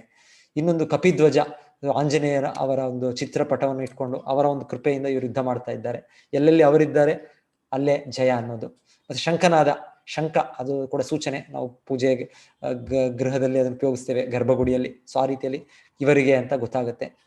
ಇಲ್ಲಿ ಕೃಷ್ಣನೇ ಸ್ವತಃ ಇದ್ದಾರೆ. ಮತ್ತೆ ಈ ಅಸ್ತ್ರ, ಪಾಶುಪತಾಸ್ತ್ರ ಅಂತ ಶಿವನಿಂದ ವರ ಪಡೆದದ್ದು ಅರ್ಜುನನು. ಮತ್ತೆ ಅವರ ಒಂದು ಧನುಸ್ಸು, ಗಾಂಡೀವ ಧನುಸ್ಸು, ಅದು ಕೂಡ ಅದು ಇದೆಲ್ಲ ಸೂಚನೆ ಇವರಿಗೆ ಯುದ್ಧದಲ್ಲಿ ಜಯ ಅನ್ನೋದು. ಮತ್ತೆ ಮಾತು ಇವರು ಹೇಳಿದ್ದು, ದುರ್ಯೋಧನನು ನನಗೋಸ್ಕರ ಎಲ್ಲರೂ ದೇಹವನ್ನೇ ಬಿಡಲಿಕ್ಕೆ ತಯಾರಿದ್ದಾರೆ, ಪ್ರಾಣವನ್ನೇ ಬಿಡಲಿಕ್ಕೆ ತಯಾರಿದ್ದಾರೆ ಅಂತ ಅದು ಕೂಡ ತೋರಿಸುತ್ತೆ. ಮತ್ತೆ ಈ ದಿವಸ ಮೋಕ್ಷದ ಏಕಾದಶಿ ಅಂತ, ನಾಳೆ ಕೂಡ ಏಕಾದಶಿ. ಸೊ ಏಕಾದಶಿ ದಿವಸ ನಾವು ನಮ್ಮ ಕೇಂದ್ರದಲ್ಲಿ 10ರಿಂದ 1ಕ್ಕೆ ಒಂದು 18 ಅಧ್ಯಾಯದ ಪಠನೆ ನಡೆಯುತ್ತೆ. ಸೊ ಆ ಲಿಂಕ್ ಶೇರ್ ಮಾಡ್ತೇವೆ, ನೀವು ಯಾರು ಜಾಯಿನ್ ಆಗ್ತಾರೆ ಜಾಯಿನ್ ಆಗ್ಬೋದು. ನಾಳೆ ಬೆಳಿಗ್ಗೆ 10ರಿಂದ 1 ಗಂಟೆಗೆ ಪ್ರತಿ ಏಕಾದಶಿ ಇರುತ್ತೆ ಇದು ಈ ಗೀತೆಯ ಪಠನೆ. ಸೊ ಈ ಭಗವದ್ಗೀತೆ ಕೂಡ ಭಗವಂತನು 5000 ವರ್ಷಗಳ ಹಿಂದೆ ಐತಿಹಾಸಿಕವಾಗಿ ಇದು ಒಂದು ಏಕಾದಶಿ ದಿವಸ ಇದು ಹೇಳಿದ್ದು ಇದು. ಓಕೆ, ಸೊ ಈ 5 ಕಾರಣಗಳು ಅರ್ಜುನನು ಹೇಳಿದ್ದು ನಾನು ಯುದ್ಧ ಮಾಡೋದಿಲ್ಲ ಅಂತ. ಮೊದಲಿಗೆ ದಯೆ ಕಾರಣ, ಎರಡನೇದು ಪಾಪ ಆಗುತ್ತೆ ಅಂತ, ಮೂರನೇದು ಕುಟುಂಬ ಸಂಪ್ರದಾಯಗಳ ನಾಶ ಆಗುತ್ತೆ ಅಂತ, ಇನ್ನೊಂದು ನನಗೆ ಯಾವ ಶ್ರೇಯಸ್ಕರವಿಲ್ಲ, ನನಗೆ ಯಾವ ಲಾಭ ಇಲ್ಲ ಅಂತ ಅವ್ರು ಹೇಳೋದು. ಸೊ ಈ 4 ಕಾರಣವನ್ನು ಕೇಳಿದ್ವಿ. 5ನೇ ಕಾರಣ ಅವರು ಒಂದು ಅನಿಶ್ಚಯವಾಗಿ, ಅವರು ಒಂದು ದ್ವಂದ್ವ ಸ್ವಭಾವವಾಗಿ, ಅವರು ಯಾವುದು ಸರಿ ಅಂತ ಗೊತ್ತಾಗ್ತಾ ಇಲ್ಲ ಕೃಷ್ಣ ನನಗೆ ಅಂತ ಹೇಳೋದು 5ನೇ ಕಾರಣ. ಇದು ಇವತ್ತಿನ ಅಧ್ಯಾಯ, 2ನೇ ಅಧ್ಯಾಯ, ಮೊದಲನೇ ಅಧ್ಯಾಯ. ನಾಳೆ ಭಗವಂತನ ಇದರ ಉತ್ತರಗಳನ್ನು ನಾವು ನೋಡೋಣ, ಕೇಳೋಣ. ಪ್ರಭುಜಿ ಪ್ರಭುಜಿ ಕ್ವೆಶ್ಚನ್ಸ್ಗೋಸ್ಕರ ಅನ್ಮ್ಯೂಟ್ ಮಾಡಲ ಪ್ರಭುಜಿ? ಮಾತಾಜಿ. ಮತ್ತೆ ಇದು ಕ್ವಿಜ್ ಅಂತ ಇರುತ್ತೆ ಪ್ರತಿ ದಿವಸ. ನಾನು ಇಲ್ಲಿ ತೋರಿಸ್ಬೋದಾಗಿತ್ತು ನಿಮಗೆ ಪೋಲ್ಸ್ ಅಂತ, ನಾನೇನು ತೋರಿಸ್ತಾ ಇಲ್ಲ, ನಾನೇನು ಮಾಡಲಿಲ್ಲ, ತಯಾರು ಮಾಡಲಿಲ್ಲ ನಾನು. ಆದರೆ ನೀವು ನಾವೊಂದು ಲಿಂಕ್ ಶೇರ್ ಮಾಡ್ತಾರೆ ನೀಲಮ್ ಮಾತಾಜಿ ಅವರು ಶೇರ್ ಮಾಡೋ, ಅಲ್ಲಿ ನೀವು ಹೇಗೆ ರಿಜಿಸ್ಟರ್ ಮಾಡ್ಕೊಂಡ್ರು ಅದೇ ರೀತಿ ಒಂದು ನಮ್ದು ಮಾತಾಜಿ ಅಲ್ಲಿ ಮಾಡ್ತಾ ಇದ್ದಾರೆ, ಇಲ್ಲ ಗೂಗಲ್ ಫಾರ್ಮ್ ಅಲ್ಲಿ ಮಾಡ್ತಾ ಇದ್ದಾರೆ ಕ್ವಿಜ್ ಈ ಸಲ? ಪ್ರಭುಜಿ ಇನ್ನೂ ಅದು ಲಿಂಕ್ ಇದು ಶೇರ್ ಮಾಡಿಲ್ಲ ಪ್ರಭುಜಿ. ಯಾಕಂದ್ರೆ ಮೊದಲು ಯಾವಾಗಲೂ ಟೀಚಬಲ್ ಅನ್ನೋದ್ರಲ್ಲಿ ನಾವು ಒಂದು ಮಾಡ್ತಾ ಇದ್ವಿ, ಅಲ್ಲಿ ಆಟೋಮ್ಯಾಟಿಕ್ ಸರ್ಟಿಫಿಕೇಟ್ ಕೂಡ ಬರ್ತಾ ಇತ್ತು ನಿಮಗೆ. ಸೊ ಅದು ನಮಗೆ ತುಂಬಾ ಒಂದು ಅನುಕೂಲವಾಗಿತ್ತು. ಲಾಸ್ಟ್ ಟೈಮ್ ಏನೋ ಸ್ವಲ್ಪ ಪ್ರಾಬ್ಲಮ್ ಆಗಿ ಬರಲಿಲ್ಲ ಅದು ಆಟೋಮ್ಯಾಟಿಕ್ ಆಗಿ. ಹಾಗೆ ಈ ಸಲ ಅಲ್ಲಿಯೇ ಮಾಡ್ತಾರಾ, ಇಲ್ಲ ಅಂದ್ರೆ ನಿಮಗೇನಾದ್ರೂ ಅವರು ಗೂಗಲ್ ಫಾರ್ಮ್ ಅಲ್ಲಿ ಶೇರ್ ಮಾಡಿ ಅಲ್ಲಿ ನೀವು ಆನ್ಸರ್ ಮಾಡೋ ರೀತಿ ಮಾಡಿ ನೋಡೋಣ, ಅದು ಹೇಗೆ ಅಂತ. ಸೊ ದಯವಿಟ್ಟು ಲಿಂಕ್ ಬಂದ್ಮೇಲೆ ಶೇರ್ ಮಾಡ್ತಾರೆ, ನೀವು ಅದ್ರಲ್ಲಿ ಭಾಗವಹಿಸಿ. ಪ್ರತಿ ದಿವಸ ಈ ಅಧ್ಯಾಯದ ಮುಖ್ಯ ವಿಷಯಗಳು ನಿಮಗೆ ಮತ್ತೆ ಒಂದು ರಿವಿಷನ್ ಆದಂಗೆ ಇರುತ್ತೆ ನಿಮಗೆ ಇದು.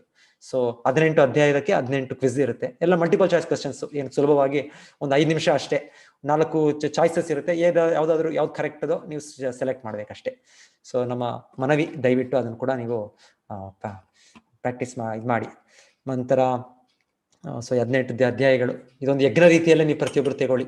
ಸೊ ಈ ಗೀತಾ ಇದನ್ನು ಅಧ್ಯಯನ ಮಾಡೋದು ಪ್ರತಿ ದಿವಸ ಇದೇ ರೀತಿಯಲ್ಲಿ ನಾವು ಒಂದು ಶ್ಲೋಕ ಅನುವಾದ ಆದಷ್ಟು ಫುಲ್ ಓದ್ಲಿಕ್ಕೆ ಪ್ರಯತ್ನ ಪಡ್ತೀನಿ. ಸಮಯ ಆಗಿಲ್ಲ ಅಂದ್ರೆ ನಾನು ಶ್ಲೋಕವನ್ನು ಒಂದು ಮಧ್ಯೆ ಬಿಟ್ಬಿಡ್ತೇನೆ ನಾನು ಅಷ್ಟೇ.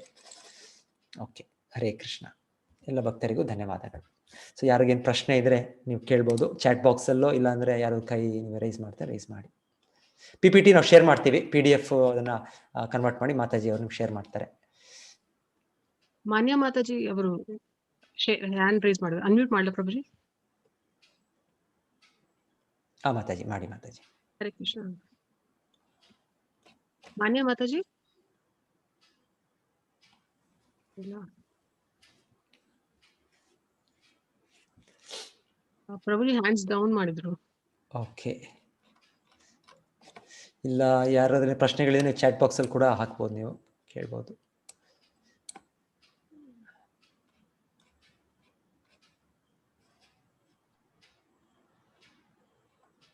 ಓಕೆ, ಸೊ ಎಲ್ಲರೂ ಕೂಡ ನೀವೆಲ್ಲ ಭಕ್ತರೇ, ಎಲ್ಲರೂ ಗೊತ್ತು ಭಗವದ್ಗೀತೆ ವಿಷಯ. ಒಂದ್ಸಲ ರಿವಿಷನ್ ಮಾಡ್ತಾ ಇದ್ದೀವೇನೋ, ಇಲ್ಲ ನಾವೆಲ್ಲ ಸೇರಿ.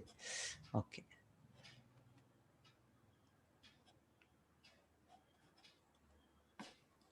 No questions ಪ್ರಭುಜಿ. 10 ಗಂಟೆ, ಸೊ ಕರೆಕ್ಟ್ ಟೈಮ್ಗೆ ಮುಗಿಸಿ ನಾವು 9 to 10. ಸೊ ಇದೇ ರೀತಿಯಲ್ಲಿ ನಾವು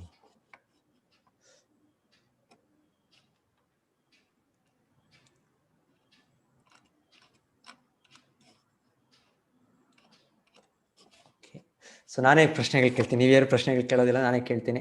ಏನು ನಾವು 4 ಕಾರಣಗಳು ನೋಡಿದ್ದು, ಯಾರು ಅರ್ಜುನ ಯುದ್ಧ ಮಾಡೋದಿಲ್ಲ ಅಂತ ಹೇಳಿದ್ದು? ಯಾರಾದ್ರೂ ಹ್ಯಾಂಡ್ಸ್ ರೈಸ್ ಮಾಡೋದು, ಯಾರಾದ್ರೂ ಭಕ್ತರು?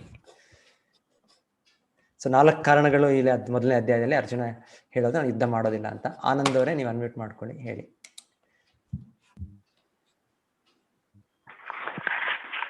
ಗುರುಜಿ ಅವರು, ಅರ್ಜುನ ಅವರು ಮೊದಲನೇದಾಗಿ ಅವರ ಸಂಬಂಧಿಕರಿದ್ದಾರೆ ಎಲ್ಲ ಯುದ್ಧ ಭೂಮಿಯಲ್ಲಿ, ಅವರನ್ನು ನಾನು ಹೇಗೆ ಕೊಲ್ಲಬೇಕು ಅನ್ನೋದು ಒಂದು ಕಾರಣ. ಅಂದ್ರೆ ಅವರ ಒಂದು ಅನುಕಂಪ, ಒಂದು ದಯಾ. ಎರಡನೇದಾಗಿ ಅವರು ಯುದ್ಧ ಭೂಮಿಯಲ್ಲಿ ನಮಗೆ ರಾಜ ಸಿಂಹಾಸನಕ್ಕಾಗಿ ಇಷ್ಟೊಂದು ಜನ ಸೈನಿಕರನ್ನು ಕೊಲ್ಲಬೇಕಲ್ಲ ಅನ್ನೋದೊಂದು ಅನುಕಂಪ. ಅಂದ್ರೆ ಅದೇ ನೀವ್ ಹೇಳೋದು ಒಂದ್ ರೀತಿ ದಯೆ, ಎರಡನೇದು ದಯೆನೇ ದಯೆ. ಹೇಳ್ಬೋದು. ಮತ್ತೆ ನನ್ನ ಬಂಧುಗಳು ಅಂದ್ರೆ ಅವರನ್ನು ಕೊಂದ್ಬಿಟ್ರೆ ನನ್ನವರು ಅಂತವ್ರು ಯಾರಿಲ್ಲ ಅಲ್ವಾ, ಯಾರು ಇಲ್ಲ. ಯಾರಿಲ್ಲ. ಹೌದು. ಸೊ ನಾವು ಈಗ ಅದೆಲ್ಲ ಪಡೆದ್ರು ಕೂಡ ನಮ್ಮವರು ಅಂತ ಇಲ್ದೇ ಇರುವಾಗ ಏನು ಅಲ್ಲಿ ಶ್ರೇಯಸ್ಸು ಆಯ್ತದೆ ಅಲ್ಲಿ. ಹೌದು ನಮ್ಮ ಹೌದು. ಸಂಬಂಧಿಕರೇ ಇಲ್ಲ, ನಮ್ಮ ಕುಟುಂಬದವರೇ ಇಲ್ಲ ಅಂದ್ರೆ ಏನ್ ಆನಂದ ಇದೆ, ನಮ್ಗೆ ಆನಂದ ಇಲ್ಲ ಏನ್ ಅಂತ ಆನಂದ ಇದೆ? ಅರ್ಜುನ ಹೇಳ್ತಾರೆ. ಎರಡನೇ ಕಾರಣ. ಮತ್ತೆ ಸೈನಿಕರನ್ನು ಕೊಂದ್ರೆ ಅವರ ಹೆಂಡತಿ ಮಕ್ಕಳು ಸಂಸಾರ ಮಕ್ಕಳು ಯಾರು ಏನಾಗುತ್ತೆ? ನೋಡ್ಕೊಳ್ತಾರೆ, ಎಲ್ಲ ಯಾರು ಕುಟುಂಬ ನೋಡ್ಕೊಳ್ತಾರೆ? ಸಂಪ್ರದಾಯಗಳ ನಾಶ ಆಗುತ್ತೆ ಅಂತ ಅವರು, ಅದೊಂದು ಮೂರನೇ ಕಾರಣ. ಹೌದು, ಎಸ್, 3 ಕಾರಣ. ಸೊ ಇನ್ನೊಂದು ಕಾರಣ ಇದೆ. ಸೊ ಇನ್ನೊಬ್ರು ಯಾರು ಕೇಳಲ್ಲ ನಾನು, ಆನಂದ್ ಅವರೇ? ಇನ್ನೊಂದು ಬಿಟ್ರಿ ನೀವು. ಬಸವರಾಜ್ ಅವರೇ, ನೀವ್ ಹೇಳ್ತೀರಾ ಇನ್ನೊಂದು ಕಾರಣ? ದಯೆ ಹೇಳಿದ್ರು, ಕರೆಕ್ಟ್. ಕುಟುಂಬ ಕಳ್ಕೋಬೇಕನ್ನೋ ಅವ್ರಿಗೆ ಇಷ್ಟ ಇಲ್ಲ. ನಮ್ಮ ಕುಟುಂಬದವರೆಲ್ಲ ಸಾಯಿಸ್ಬಿಟ್ರೆ ಅದು ನಂಗೆ ಏನು ಆನಂದ ಇದೆ, ಭೌತಿಕ ಆನಂದ ಏನು ಇಲ್ಲ. ಭೌತಿಕ ಆನಂದ ಇಲ್ಲ. ನೆಕ್ಸ್ಟ್ ಇನ್ನೊಂದು ಇಷ್ಟೆಲ್ಲಾ ಜನರನ್ನ ಸಾಯಿಸ್ಬಿಟ್ಟು ನನಗೆ ಪಡೆಯುವಂತದ್ದು ಏನಿದೆ ಅನ್ನೋ ಒಂದು ಯೋಚನೆ ಇದೆ ಅವ್ರಿಗೆ. ಸೊ ಅಂದ್ರೆ ಅವ್ರ ವೈಯಕ್ತಿಕವಾಗಿ ಅವ್ರ ಸ್ವಾರ್ಥ ಇದಿಲ್ಲ, ಅವ್ರಿಗೆ ಬೇಕು ಅನ್ನೋದಿಲ್ಲ. ಅದು ಕೂಡ ಗೊತ್ತಾಗುತ್ತೆ ನಮ್ಗೆ. ಅರ್ಜುನರು ಅಷ್ಟೊಂದು ಸ್ಥಿತಿಯಲ್ಲಿದ್ದಾರೆ ಅಂದ್ರೆ ತಮ್ಮ ವೈಯಕ್ತಿಕ ಲಾಭಕ್ಕೋಸ್ಕರ ಅವ್ರೇನು ಮಾಡ್ತಾ ಇಲ್ಲ ಅವರು, ಅದು ಕೂಡ ಗುರುಜಿ. ನೆಕ್ಸ್ಟ್ ಸೈನಿಕರ ಅವ್ರ ಫ್ಯಾಮಿಲೀಸ್ ಎಲ್ಲ ಬಂದ್ಬಿಟ್ಟು ಸಾಂಪ್ರದಾಯಿಕದಿಂದ ಬೇರೆ ದಾರಿಯಲ್ಲಿ, ಕೆಟ್ಟ ಮಾರ್ಗದಲ್ಲಿ ಅವ್ರು ಹೋಗ್ಬೋದು ಅನ್ನೋದು, ಮಾರ್ಗದಲ್ಲಿ ಹೋಗ್ಬೋದು ಅನ್ನೋ ಒಂದು ಯೋಚನೆದಲ್ಲಿದ್ದಾರೆ ಗುರುಜಿ. ಇನ್ನೊಂದು ಪದವನ್ನು ನಾನು ಅಪೇಕ್ಷೆ ಪಡ್ತೇನೆ, ಒಂದು ಪರ್ಟಿಕ್ಯುಲರ್ ವರ್ಡ್. ನೀವು ಅದು ಯಾರಾದ್ರೂ ಹೇಳ್ಬೇಕು, ಇನ್ನೊಬ್ರಿಗೆ ಚಾನ್ಸ್ ಕೊಡ್ತೀನಿ. ಬಸವರಾಜ್ ಅವ್ರು ನೋಡೋಣ. ಹರ್ಷಿತ್ ಅವ್ರು ಹೇಳ್ತಾರ? ಹರ್ಷಿತ್ ಅವ್ರು ಅನ್ಮ್ಯೂಟ್ ಮಾಡ್ಕೊಳ್ತೀರಾ? ಇಲ್ಲ, ನೇತ್ರಾವತಿ ಮಾತಾಜಿ ಅವರು. ಗುರುಜಿ. ಹೇಳಿ ಹರ್ಷಿತ್ ಅವರೇ. ಗುರುಜಿ, ನಂಗೊಂದು ಡೌಟ್ ಇತ್ತು. ಹೌದಾ, ಬರ್ತೀನಿ, ಒಂದು ನಿಮಿಷ. ನೀವು ಅನ್ಮ್ಯೂಟ್ಗೆ ಇರಿ, ನೀವು ಅದಂತ ಮುಗಿಸ್ಬಿಡ್ತೀನಿ ನಾನು. ನೇತ್ರಾವತಿ ಮಾತಾಜಿ, ನೀವು? ಅದು ಇಷ್ಟು ಯುದ್ಧಗಳೆಲ್ಲ ಮಾಡೋದು ಪಾಪ. ಎಸ್, ಇದೇ ಪಾಯಿಂಟ್ ನಾನು ಎಕ್ಸ್ಪೆಕ್ಟ್ ಮಾಡ್ತಾ ಇದ್ದೆ. ಎಸ್. ಸೊ ಇದು ಅರ್ಜುನ ಹೇಳ್ತಾ ಇರೋದು ದೊಡ್ಡ ಪಾಪ ಇದು. ಸೊ ಅವ್ರು ಆ ಲೆಕ್ಕಾಚಾರ ಕೂಡ ಮಾಡ್ತಾ ಇದ್ದಾರೆ, ಪುಣ್ಯ ಪಾಪ ಅಂತ ಕೂಡ ಲೆಕ್ಕಾಚಾರ ಮಾಡ್ತಾ ಇದ್ದಾರೆ. ಹೌದು ಮಾತಾಜಿ, ತುಂಬಾ ಧನ್ಯವಾದಗಳು ನಿಮಗೆ. ಸೊ 4 ಕಾರಣಗಳು ನೀವು ಹೇಳಿದಾಗೆ. ಸೊ ಇದರಿಂದ ಅರ್ಜುನನು ನಾವು ಯುದ್ಧ ಮಾಡೋದಿಲ್ಲ ಅಂತ ಈಗ ಮೊದಲನೇ ಅಧ್ಯಾಯದಲ್ಲಿ ಅವರು ತಮ್ಮ ಬಾಣವನ್ನು ಕೆಳಗೆ ಬಿಟ್ಬಿಟ್ರು, ಬಿಲ್ಲು ಬಾಣವನ್ನು. ಎಸ್, ಹರ್ಷಿತ್ ಅವರೇ, ನೀವು ಹ್ಯಾಂಡ್ಸ್ ರೈಸ್ ಮಾಡಿದ್ರಲ್ಲ, ಅನ್ಮ್ಯೂಟ್ ಮಾಡ್ಕೊಳ್ಳಿ, ಪ್ರಶ್ನೆ ಕೇಳಿ ನಿಮ್ದು. ಗುರುಜಿ, ಈಗ ಅರ್ಜುನಗೆ ಪಾಪ ತರ ಎಲ್ಲ ಅವ್ರಿಗೆ ಅನಿಸ್ತು. ಅದೇ ತರ ನಮಿಗೂ ಆಗ್ತಾ ಇರುತ್ತಲ್ಲ ಗುರುಜಿ, ನಾವು ಅವಾಗ ಏನ್ ಮಾಡ್ಬೇಕು ಅಂತ ನಮ್ದು ಡೌಟ್. ಹೌದು. ಸೊ ಹೇಗೆ ಈಗ ಅರ್ಜುನನು ಕೃಷ್ಣನ ಆಶ್ರಯ ಪಡಿತಾ ಇದ್ದಾರೆ, ನಾವು ಕೂಡ ಈ ಕೃಷ್ಣನ ಆಶ್ರಯವನ್ನು ಈ ಭಗವದ್ಗೀತೆ ಮೂಲಕ ಪಡಿಬಹುದು. ಸೊ ಈ ಭಗವದ್ಗೀತೆ ಮುಂದೆ ಕೂಡ ಆಗುತ್ತೆ. ಆಕ್ಚುಲಿ ಅರ್ಜುನನಿಗೆ ಒಂದ್ಸಲ ಸನ್ನಿವೇಶ ಆಗುತ್ತೆ, ಆಗ ಯಾವಾಗ ಅದು ಕೃಷ್ಣನು ತನ್ನ ಧಾಮಕ್ಕೆ ಹಿಂದಿರುಗಿ ಹೋಗ್ಬಿಡ್ತಾರೆ. ಸೊ ನಂತರ ಆ ಸಮಯದಲ್ಲಿ ಕೃಷ್ಣ ರಾಣಿಯರನ್ನ ಅರ್ಜುನನು ಯಾರು ರಕ್ಷಕರಿಲ್ಲ ಅಂತ ಇದಕ್ಕೆ ಹಸ್ತಿನಾಪುರಕ್ಕೆ ಕರ್ಕೊಂಡ್ ಬರ್ಬೇಕು ಅಂತ ಬರ್ತಾ ಇರ್ತಾರೆ. ಆ ದಾರಿಯಲ್ಲಿ ಬರುವ ಸಮಯದಲ್ಲಿ ಮಧ್ಯದಲ್ಲಿ ಯಾರೋ ಒಬ್ಬ ಗೊಲ್ಲರು ಅವರು ಅರ್ಜುನನ್ನ ಸೋಲಿಸಿ ಎಲ್ಲ ಕೃಷ್ಣ ರಾಣಿಯರನ್ನ ಅಪಹರಿಸ್ಬಿಡ್ತಾರೆ. ಆಕ್ಚುಲಿ ಅದು ಕೃಷ್ಣನೇ ಆ ರೀತಿಯಲ್ಲಿ ಮಾಡಿದ್ದು, ಯಾರು ಕೃಷ್ಣನ ರಾಣಿಯರನ್ನು ಅಪಹರಿಸ್ಲಿಕ್ಕೆ ಆಗೋದಿಲ್ಲ. ಆದ್ರೆ ಅರ್ಜುನನು ಆಗ ತುಂಬಾ ಒಂದು ನೋವಿನಲ್ಲಿ, ಇದೇನಿದು, ಇದು ಹೀಗಾಯ್ತು ಹೀಗೆ ಅಂತ. ಆಮೇಲೆ ಕೃಷ್ಣನು ಕೂಡ ತನ್ನ ಧಾಮಕ್ಕೆ ಹೋಗಿದ್ದಾಯ್ತು, ಕೃಷ್ಣ ಅವತಾರ ಆಯ್ತು, ಕೆಲಸ ಆಯ್ತು, ಆ ರೀತಿ ಒಂದು ತುಂಬಾ ವ್ಯಥೆಯಲ್ಲಿ ಇರ್ತಾರೆ. ಅವಾಗ ಹೇಳ್ತಾರೆ, ಅರ್ಜುನನು ಈ ಕೃಷ್ಣನು ಹೇಳಿದ ಮಾತುಗಳನ್ನ ನೆನಪು ಮಾಡ್ಕೊಳ್ತಾರೆ. ಅಂದ್ರೆ ಈ ಭಗವದ್ಗೀತೆ ಏನ್ ಕೃಷ್ಣ ಅರ್ಜುನಿಗೆ ಹೇಳಿದ್ರೋ ಅದೇ ಮುಂದೆ ಕೂಡ ಅವ್ರು ನೆನಪು ಮಾಡ್ಕೊಳ್ತಾರೆ. ಸೊ ಆ ರೀತಿ ನಮಗೂ ಕೂಡ ಯಾವಾಗಲೂ ನಾವು ಒಂದು ಗೊಂದಲದಲ್ಲಿ ಬಂದಾಗ ಈ ಭಗವದ್ಗೀತೆ ಮಾತುಗಳು, ಈ ಕೃಷ್ಣ ಮತ್ತು ಕೃಷ್ಣ ಮಾತುಗಳು ಬೇರೆ ಅಲ್ಲ. ಸೊ ಇದು ನಮಗೆ ಆ ರಕ್ಷಣೆ, ನಮಗೆ ಆ ಒಂದು ಇದರ ಗೊಂದಲದಿಂದ ಹೊರಗೆ ತರಿಸುತ್ತೆ. ಸೊ ಅದಕ್ಕೆ ನಾವು ಇದನ್ನು ಒಂದು ಅಭ್ಯಾಸ, ಪ್ರತಿನಿತ್ಯ ಈ ಭಗವದ್ಗೀತೆ ಒಂದು ಓದೋದು. ಇವಾಗ ನಾವು ಒಂದು ಅಧ್ಯಾಯವಾಗಿ ಪ್ರತಿ ದಿವಸ ಓದ್ತಾ ಇದೀವಿ, ಹೀಗೆ ಇದು 15 ದಿವಸ ನಂತರ ನೀವು ಕಂಟಿನ್ಯೂ ಮಾಡ್ಬೇಕು ನೀವು. ಸೊ ಇದೊಂದು ಸುಮ್ಮನೆ ನಮಗೆ ಒಂದು ಇದು ಅಷ್ಟೇ, ಇನಿಷಿಯಲ್ ಇಂಟ್ರಡಕ್ಷನ್ ಆಗಷ್ಟೇ. ಆದರೆ ಇದನ್ನೊಂದು ಅಭ್ಯಾಸ ಮಾಡ್ಕೊಂಡ್ರೆ ನೀವು ಈ ಒಂದು ಭಗವದ್ಗೀತೆ ವಿಷಯವನ್ನು ಪ್ರತಿನಿತ್ಯ ನೀವು ಓದ್ಬೋದು, ಇದರ ಒಂದು ಮಾರ್ಗದರ್ಶನ ಪಡಿಬಹುದು. ಈ ರೀತಿ ಭಗವಂತನ ಜೊತೆಗೆ ಸಂಪರ್ಕವನ್ನು ನಾವು ಇಟ್ಕೊಳ್ಬಹುದು. ಸೊ ಪ್ರತಿನಿತ್ಯ ಭಗವದ್ಗೀತೆ ಓದ್ಬೋದು. ಅದೇ ರೀತಿ ಭಗವಂತನ ನಾಮ ನಾವು ಮುಂದೆ 2ನೇ 3ನೇ ಬರ್ತಾ ಕೇಳ್ತೇವೆ.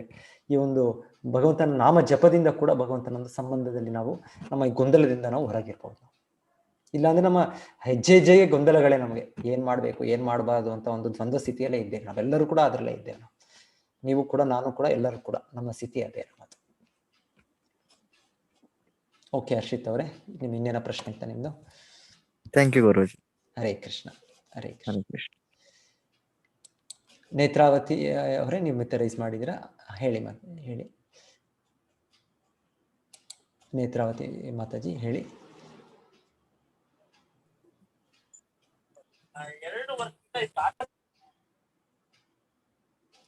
ಮ್ಯೂಟ್ ಆದ್ರಿ ನೀವು. ಇಲ್ಲ, ಓಕೆ, ಹ್ಯಾಂಡ್ಸ್ ಬೇರೆ ಲೋವರ್ ಮಾಡಿದ್ರ. ಪ್ರದೀಪ ಅವರು ಹೇಳಿ. ಗುರುಜಿ, ನನ್ನೊಂದು ಪ್ರಶ್ನೆ ಇತ್ತು.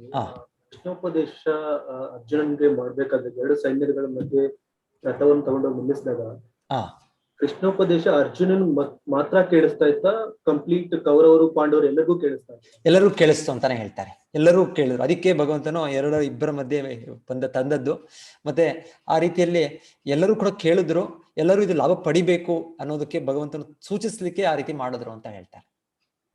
ಮುಂದೆ ಕೂಡ ನಮ್ಗೆ ನಾವು ಯಾರು ಹೇಳ್ಬೋದು, ಇಲ್ಲ ನಮಗೆಲ್ಲ ಭಗವದ್ಗೀತೆ ಯಾರೋ ಸ್ವಲ್ಪ ಜನ ಅವ್ರು ಕೇಳ್ಬೇಕು, ಇವ್ರು ಕೇಳ್ಬಾರ್ದು, ಆ ರೀತಿ ಎಲ್ಲ ನಾವು ಅನ್ಕೊಳ್ಬೋದು. ನಾವು ಇಲ್ಲ.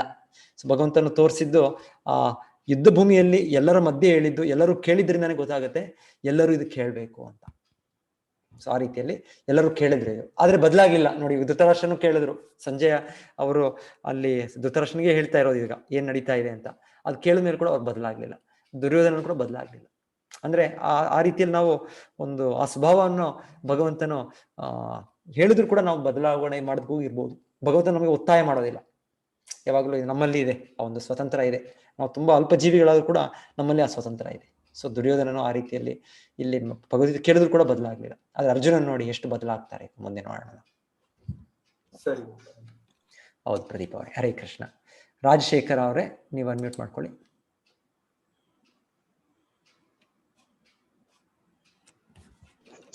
ಗುರುಜಿ ಹೇಳಿ. ಅರ್ಜುನ ಕೊನೆಯ ಒಂದು ವಿಧಾನದಲ್ಲಿ ತಾನು ಯುದ್ಧ ಮಾಡೋದಿಲ್ಲ ಅಂತ ಹೇಳಿದ್ರೆ, ನಾನು ಈ ರೀತಿ ಯುದ್ಧ ಮಾಡಿ ಎಲ್ಲರನ್ನು ಕೊಂದು ರಾಜ್ಯವನ್ನ ಪಡೆದ್ರೆ ಪ್ರಯೋಜನ ಏನು? ಪ್ರಯೋಜನ ಆದ್ರೂ ಏನು? ಎಲ್ಲರನ್ನು ಕೊಂದು ನಾನು ಸುಖವಾಗಿದ್ರೆ ಏನು ಪ್ರಯೋಜನ ಅನ್ನೋದನ್ನ ಒಂದು ಪಾಯಿಂಟ್ ಯಾರು ಹೇಳಿಲ್ಲ. ಪಾಪ ಪ್ರಜ್ಞೆ, ಸಹಾನುಭೂತಿ. ಹೌದು. ಅದೇ ಈ ರೀತಿ ಎಲ್ಲರನ್ನು ಸಾಯಿಸಿ ನಾನು ಇದನ್ನ ಅಂದ್ರೆ ಸ್ವಾರ್ಥ ಅಂದ್ರೆ ಅರ್ಜುನನ ಒಂದು ಮನೋಭಾವ ಏನು ಅಂದ್ರೆ, ಅರ್ಜುನನಿಗೆ ಯಾವ ಒಂದು ಭೋಗ ಅಪೇಕ್ಷೆ ಇಲ್ಲ. ಭೌತಿಕವಾಗಿ ಏನಾದ್ರೂ ಇದು ಸಾಧಿಸ್ಬೇಕು ಆ ರೀತಿ ಇಲ್ಲ ಆಕ್ಚುಲಿ ಅರ್ಜುನನು ಕೊನೆಗೆ ಗೀತೆಯನ್ನು ಕೇಳಿದ್ಮೇಲೆ ಇದು ಧರ್ಮ ಸ್ಥಾಪನೆಗೋಸ್ಕರ ಬೇಕು ಅಂತ ಇದು ಯುದ್ಧ ಮಾಡಿದ ಅಷ್ಟೇ. ಸೊ ಅರ್ಜುನನಿಗೆ ವೈಯಕ್ತಿಕವಾಗಿ ಇದು ಯುದ್ಧದ ಅಪೇಕ್ಷೆ ಇಲ್ಲ. ಅರ್ಜುನನಿಗೆ ಇದು ಕೃಷ್ಣನಿಗೆ ಬೇಕಿತ್ತು ಯುದ್ಧ, ಹಾಗೆ ಅರ್ಜುನ ಯುದ್ಧ ಮಾಡಿದ ಅಷ್ಟೇ. ಅರ್ಜುನ. ಸರಿ ಗುರುಜಿ. ಹೌದು, ಧನ್ಯವಾದಗಳು ರಾಜಶೇಖರ್ ಅವರೇ. ಅನುಷಾ ಅವರೇ ಅನ್ಮ್ಯೂಟ್ ಮಾಡ್ಕೊಳ್ಳಿ. ಹರಿ ಓಂ ಗುರುಜಿ. ಹರೇ ಕೃಷ್ಣ. ಗುರುಜಿ ಅವರೇ, ನಾವು ಈ ಅಧ್ಯಯನ ಮಾಡಬಹುದಾ? ಅಂದ್ರೆ ಇವಾಗ ಸೂತಕ ಆ ತರ ಬಂದ ಭಗವದ್ಗೀತೆ ಅಧ್ಯಯನ ಮಾಡೋಕ್ಕಿಂತ ಇದಿಲ್ಲ, ಅಡಚಣೆ ಇಲ್ಲ. ಇವಾಗ ನಾವು ಈ ಹರೇ ಕೃಷ್ಣ ಜಪಿಸೋದಕ್ಕೂ ಆ ರೀತಿಯಲ್ಲಿ ಅಡಚಣೆ ಇಲ್ಲ. ಇಲ್ಲ ಅಂದ್ರೆ ಈ ಪೂಜೆಗಳಂದ್ರೆ ಅದು ಭಗವಂತನ ಮೂರ್ತಿ ಸ್ಥಾಪನೆ ಮಾಡೋದು, ಅದಕ್ಕೆ ಕ್ರಮಗಳಿವೆ. ಇಲ್ಲ ಅಂದ್ರೆ ಭಗವದ್ಗೀತೆ ಓದೋದಕ್ಕೆ ಈ ತರ ಹರೇ ಕೃಷ್ಣ ಮಾತ್ರ ಜಪ ಮಾಡ್ಲಿಕ್ಕೆ ಏನೋ ಒಂದು ಕಟ್ಟುನಿಟ್ಟಾದ ನಿಯಮ ಇಲ್ಲ. ಸೊ ಆ ಸಮಯದಲ್ಲಿ ಕೂಡ ನಾವು ಮಾಡ್ಬೋದು. ನಾವು ಇಲ್ಲ ಹೆಂಗಸರಿಗೆ ಆ ತಿಂಗಳ ಇದು ಬರೋದು ಆ ಸಮಯದಲ್ಲಿ ಕೂಡ ಮಾಡ್ಬೋದು. ಸೊ ಮಾಡಿ ಏನೊಂದು ಅದರಲ್ಲಿ ಒಂದು ಅಪರಾಧ ಅನ್ನೋದಿಲ್ಲ. ಸಾಧಾರಣ ಅನ್ಸುತ್ತೆ, ಈ ರೀತಿ ಮಾಡಿದ್ರೆ, ಧರ್ಮಾಚರಣೆ ಮಾಡಿದ್ರೆ ಇದು ಅಪರಾಧ ಆಗುತ್ತಾ, ಇದರಿಂದ ಇನ್ನೇನೋ ಒಂದು ಕೆಟ್ಟ ಪ್ರತಿಫಲ ಬರುತ್ತೆ, ಆ ರೀತಿ ಏನೂ ಇಲ್ಲ. ಧನ್ಯವಾದಗಳು. ಹರೇ ಕೃಷ್ಣ. ಹರೇ ಕೃಷ್ಣ. ಹರೇ ಕೃಷ್ಣ.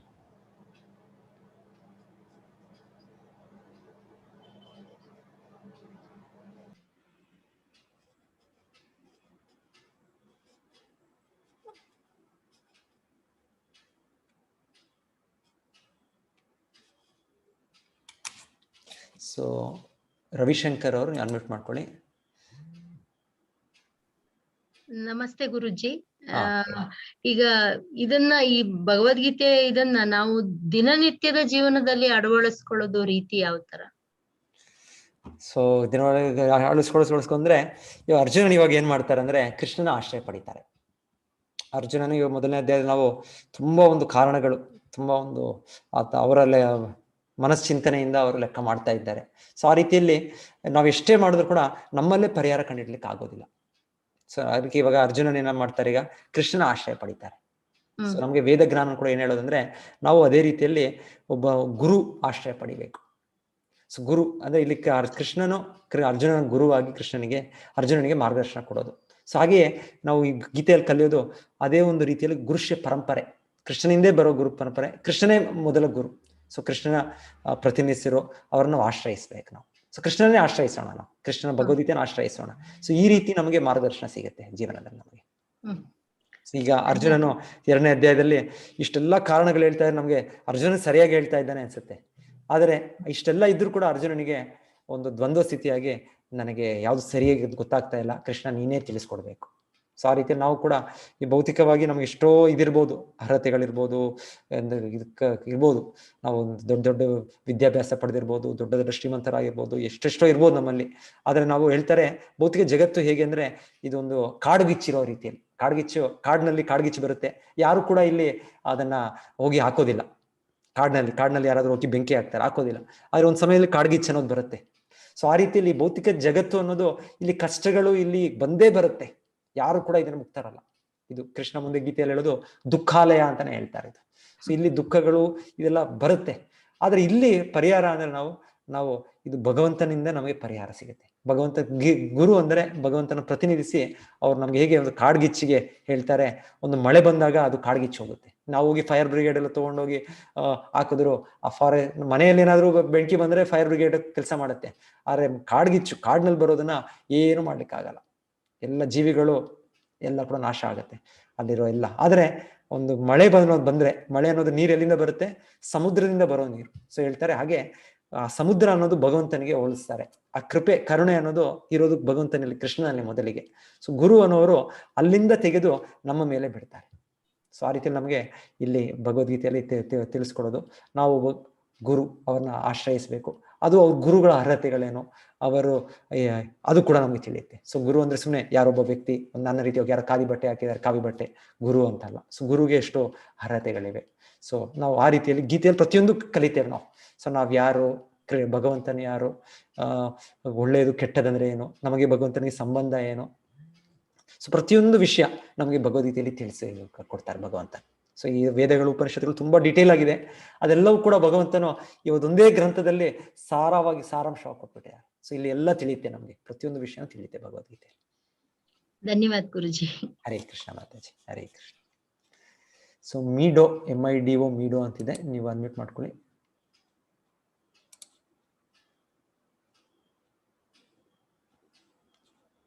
MIDO ಇಲ್ಲ ಸುಕನ್ಯಾ ರಾವ್ ಅವ್ರು ನೀವು ಅನ್ಮ್ಯೂಟ್ ಮಾಡ್ಕೊಳ್ಳಿ.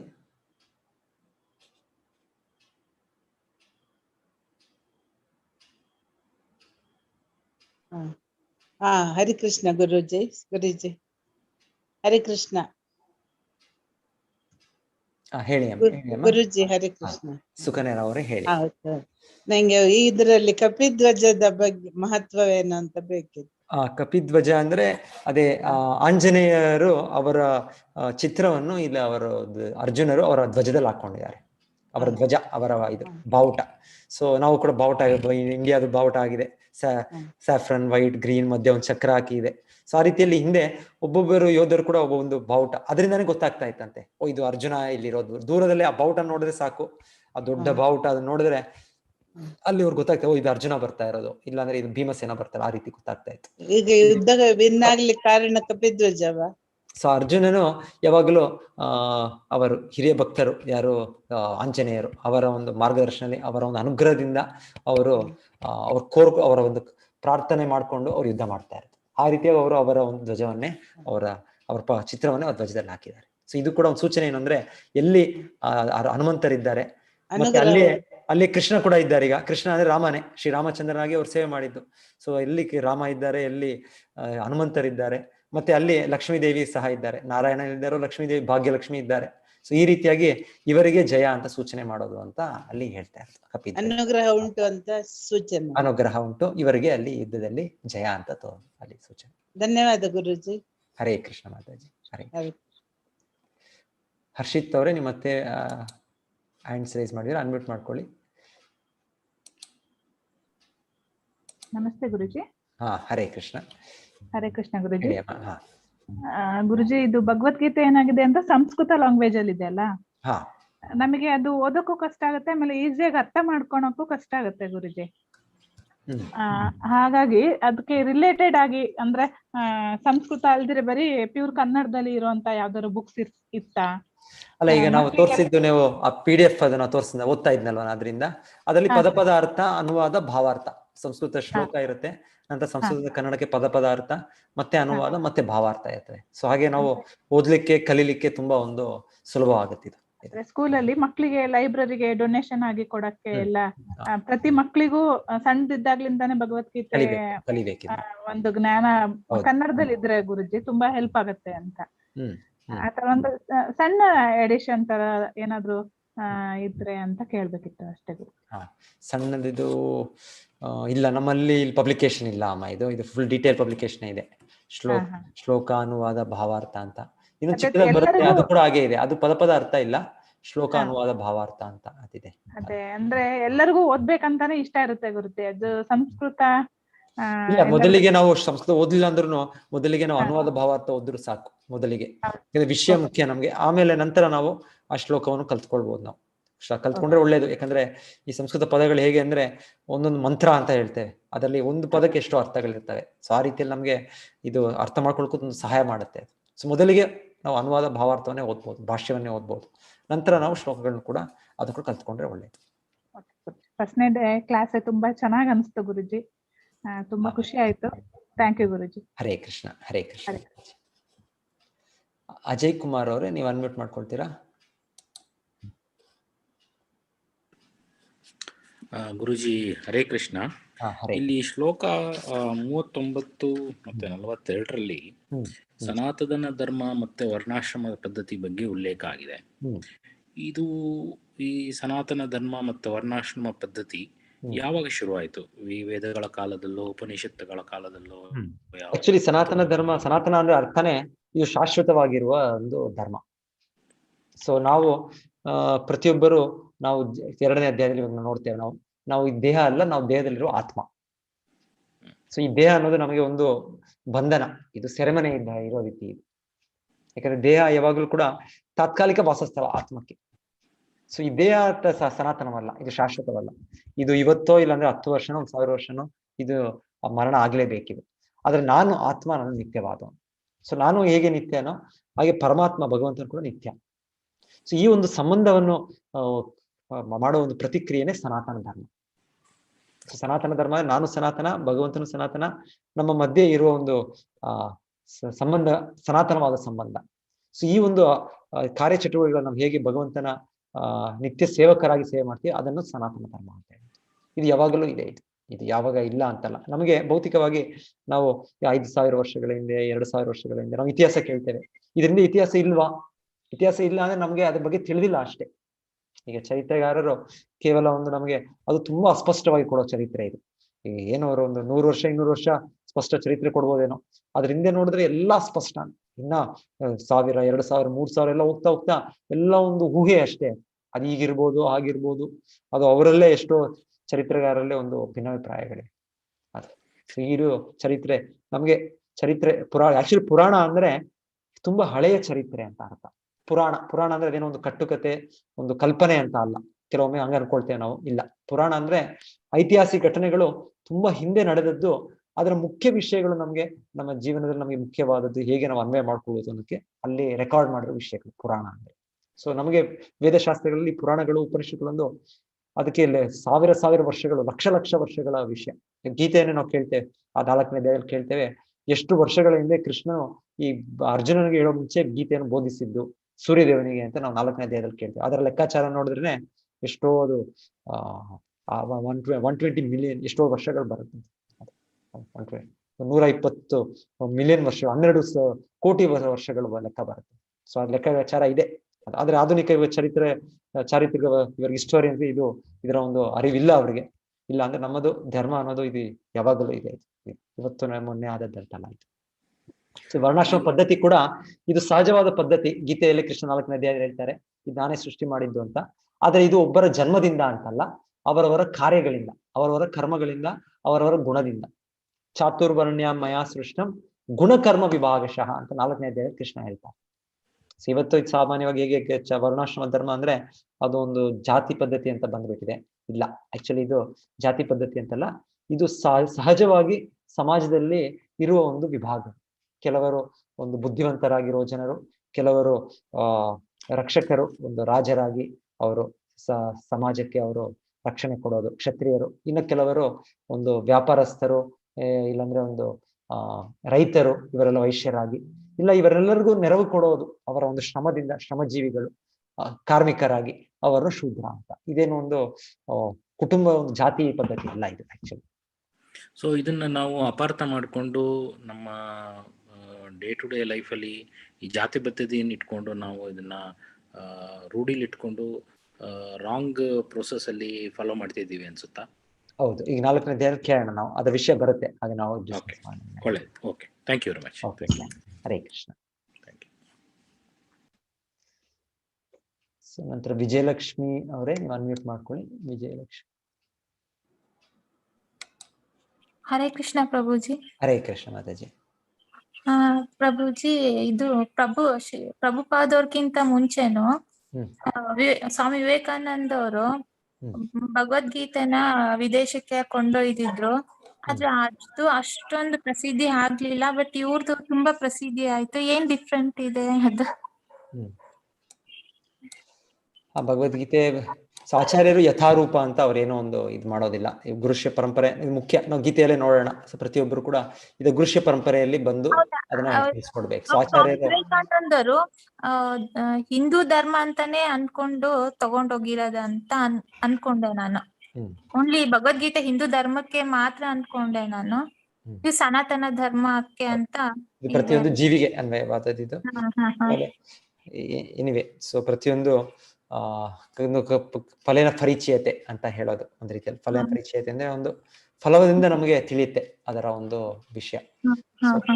ಶ್ರೀಲ ಪ್ರಭುಪಾದರು ಏನೋ ಒಂದು ಬದಲು ಮಾಡದೆ, ಮುಖ್ಯವಾಗಿ ಏನಾದ್ರೆ ಆಚಾರ್ಯರ ಒಂದು ಇದಂದ್ರೆ, ಏನು ಹಿಂದೆ ಹಿರಿಯರು ಆಚಾರ್ಯರು ಹೇಳ್ತಾ ಇದ್ರು, ಏನು ಕೃಷ್ಣನ್ ಹೇಳಿದಾನೋ ಅದನ್ನ ಯಥಾರ್ಥವಾಗಿ ಹೇಳಿದ್ರು. ಅವ್ರು ಯಾವುದೋ ಒಂದು ತಮ್ಮ ಒಂದು ನನ್ನ ಅನಿಸಿಕೆಗೆ ಹೀಗೆ ಅಂತ ಹೇಳಿಲ್ಲ. ಸೊ ಅದು ಒಂದು ಹೇಳ್ಬೇಕಾದ ವಿಷಯ. ಆಚಾರ್ಯರು ಶ್ರೀಲ ಪ್ರಭುಪಾದರು ಅವರು ಏನು ವೇದಗಳಲ್ಲಿ ಹೇಳಿದೆ, ಏನು ಕೃಷ್ಣನ ಭಗವದ್ಗೀತೆಯಲ್ಲಿ ಹೇಳ್ತಾರೋ ಅದು ಯಥಾವತ್ತಾಗಿ ಅದನ್ನ ಒಂದು ಸ್ವಲ್ಪ ಕೂಡ ನಾವು 21ನೇ ಶತಮಾನಕ್ಕೆ ಈಗ ಹೊಸ ಗೀತೆಯ ಒಂದು ಅರ್ಥ ಕೊಡ್ಬೇಕು ಆ ರೀತಿಯಲ್ಲಿ ಆಚಾರ್ಯರು ಮಾಡಲಿಲ್ಲ. ಸೊ ಅವರು ಯಥಾರ್ಥವಾಗಿ ಅವತ್ತೊಂದು ಕೊಟ್ರು ಅದನ್ನ ಪ್ರಸ್ತುತ. ಇನ್ನೊಂದು ಪ್ರಶ್ನೆ ಪ್ರಭುಜಿ, ಇದು ಒಬ್ರು ಹೇಳಿರೋದ್ ಕೇಳಿದೆ, ಇದು ಕ್ಷತ್ರಿಯರು ನಾನ್ ವೆಜ್ ತಿಂತಿದ್ರು, ಅವ್ರು ಯುದ್ಧ ಮಾಡಕ್ಕೆ ಶಕ್ತಿ ಬೇಕು, ನಾನ್ ವೆಜ್ ಆಗಿಲ್ಲ, ಹಾಗೇನಿಲ್ಲ. ಇದು ಬೇಟೆ ಎಲ್ಲ ಆಡ್ತಿದ್ರು.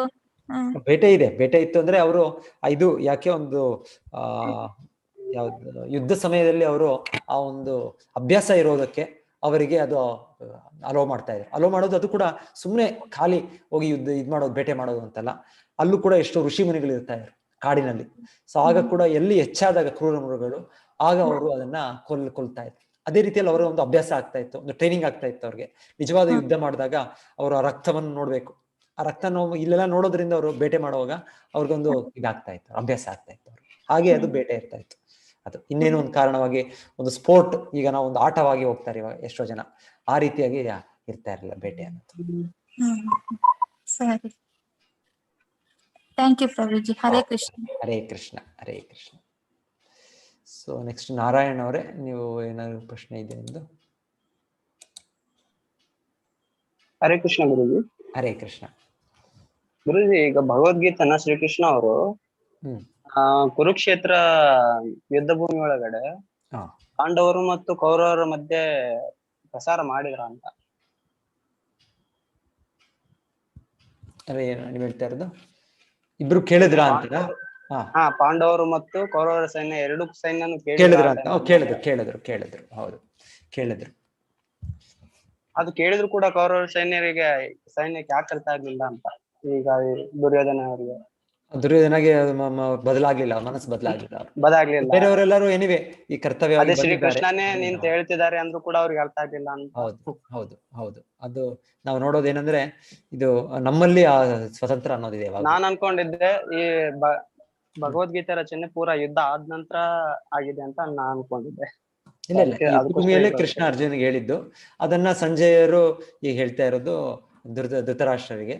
ಮತ್ತೆ ವೇದವ್ಯಾಸರು ರಚಿಸಿದ್ದು ಅದನ್ನ, ಮತ್ತೆ ಅದನ್ನ ರಚಿಸಿರೋದು ಇವರು. ಸೊ ಆದ್ರೆ ಇದು ನಡೆದದ್ದು ಸಂವಾದ ಈಗಲೇ ಅರ್ಜುನನಿಗೆ ಕೃಷ್ಣ ಬೋಧನೆ ಮಾಡಿದ್ದು ಭಗವದ್ಗೀತೆ.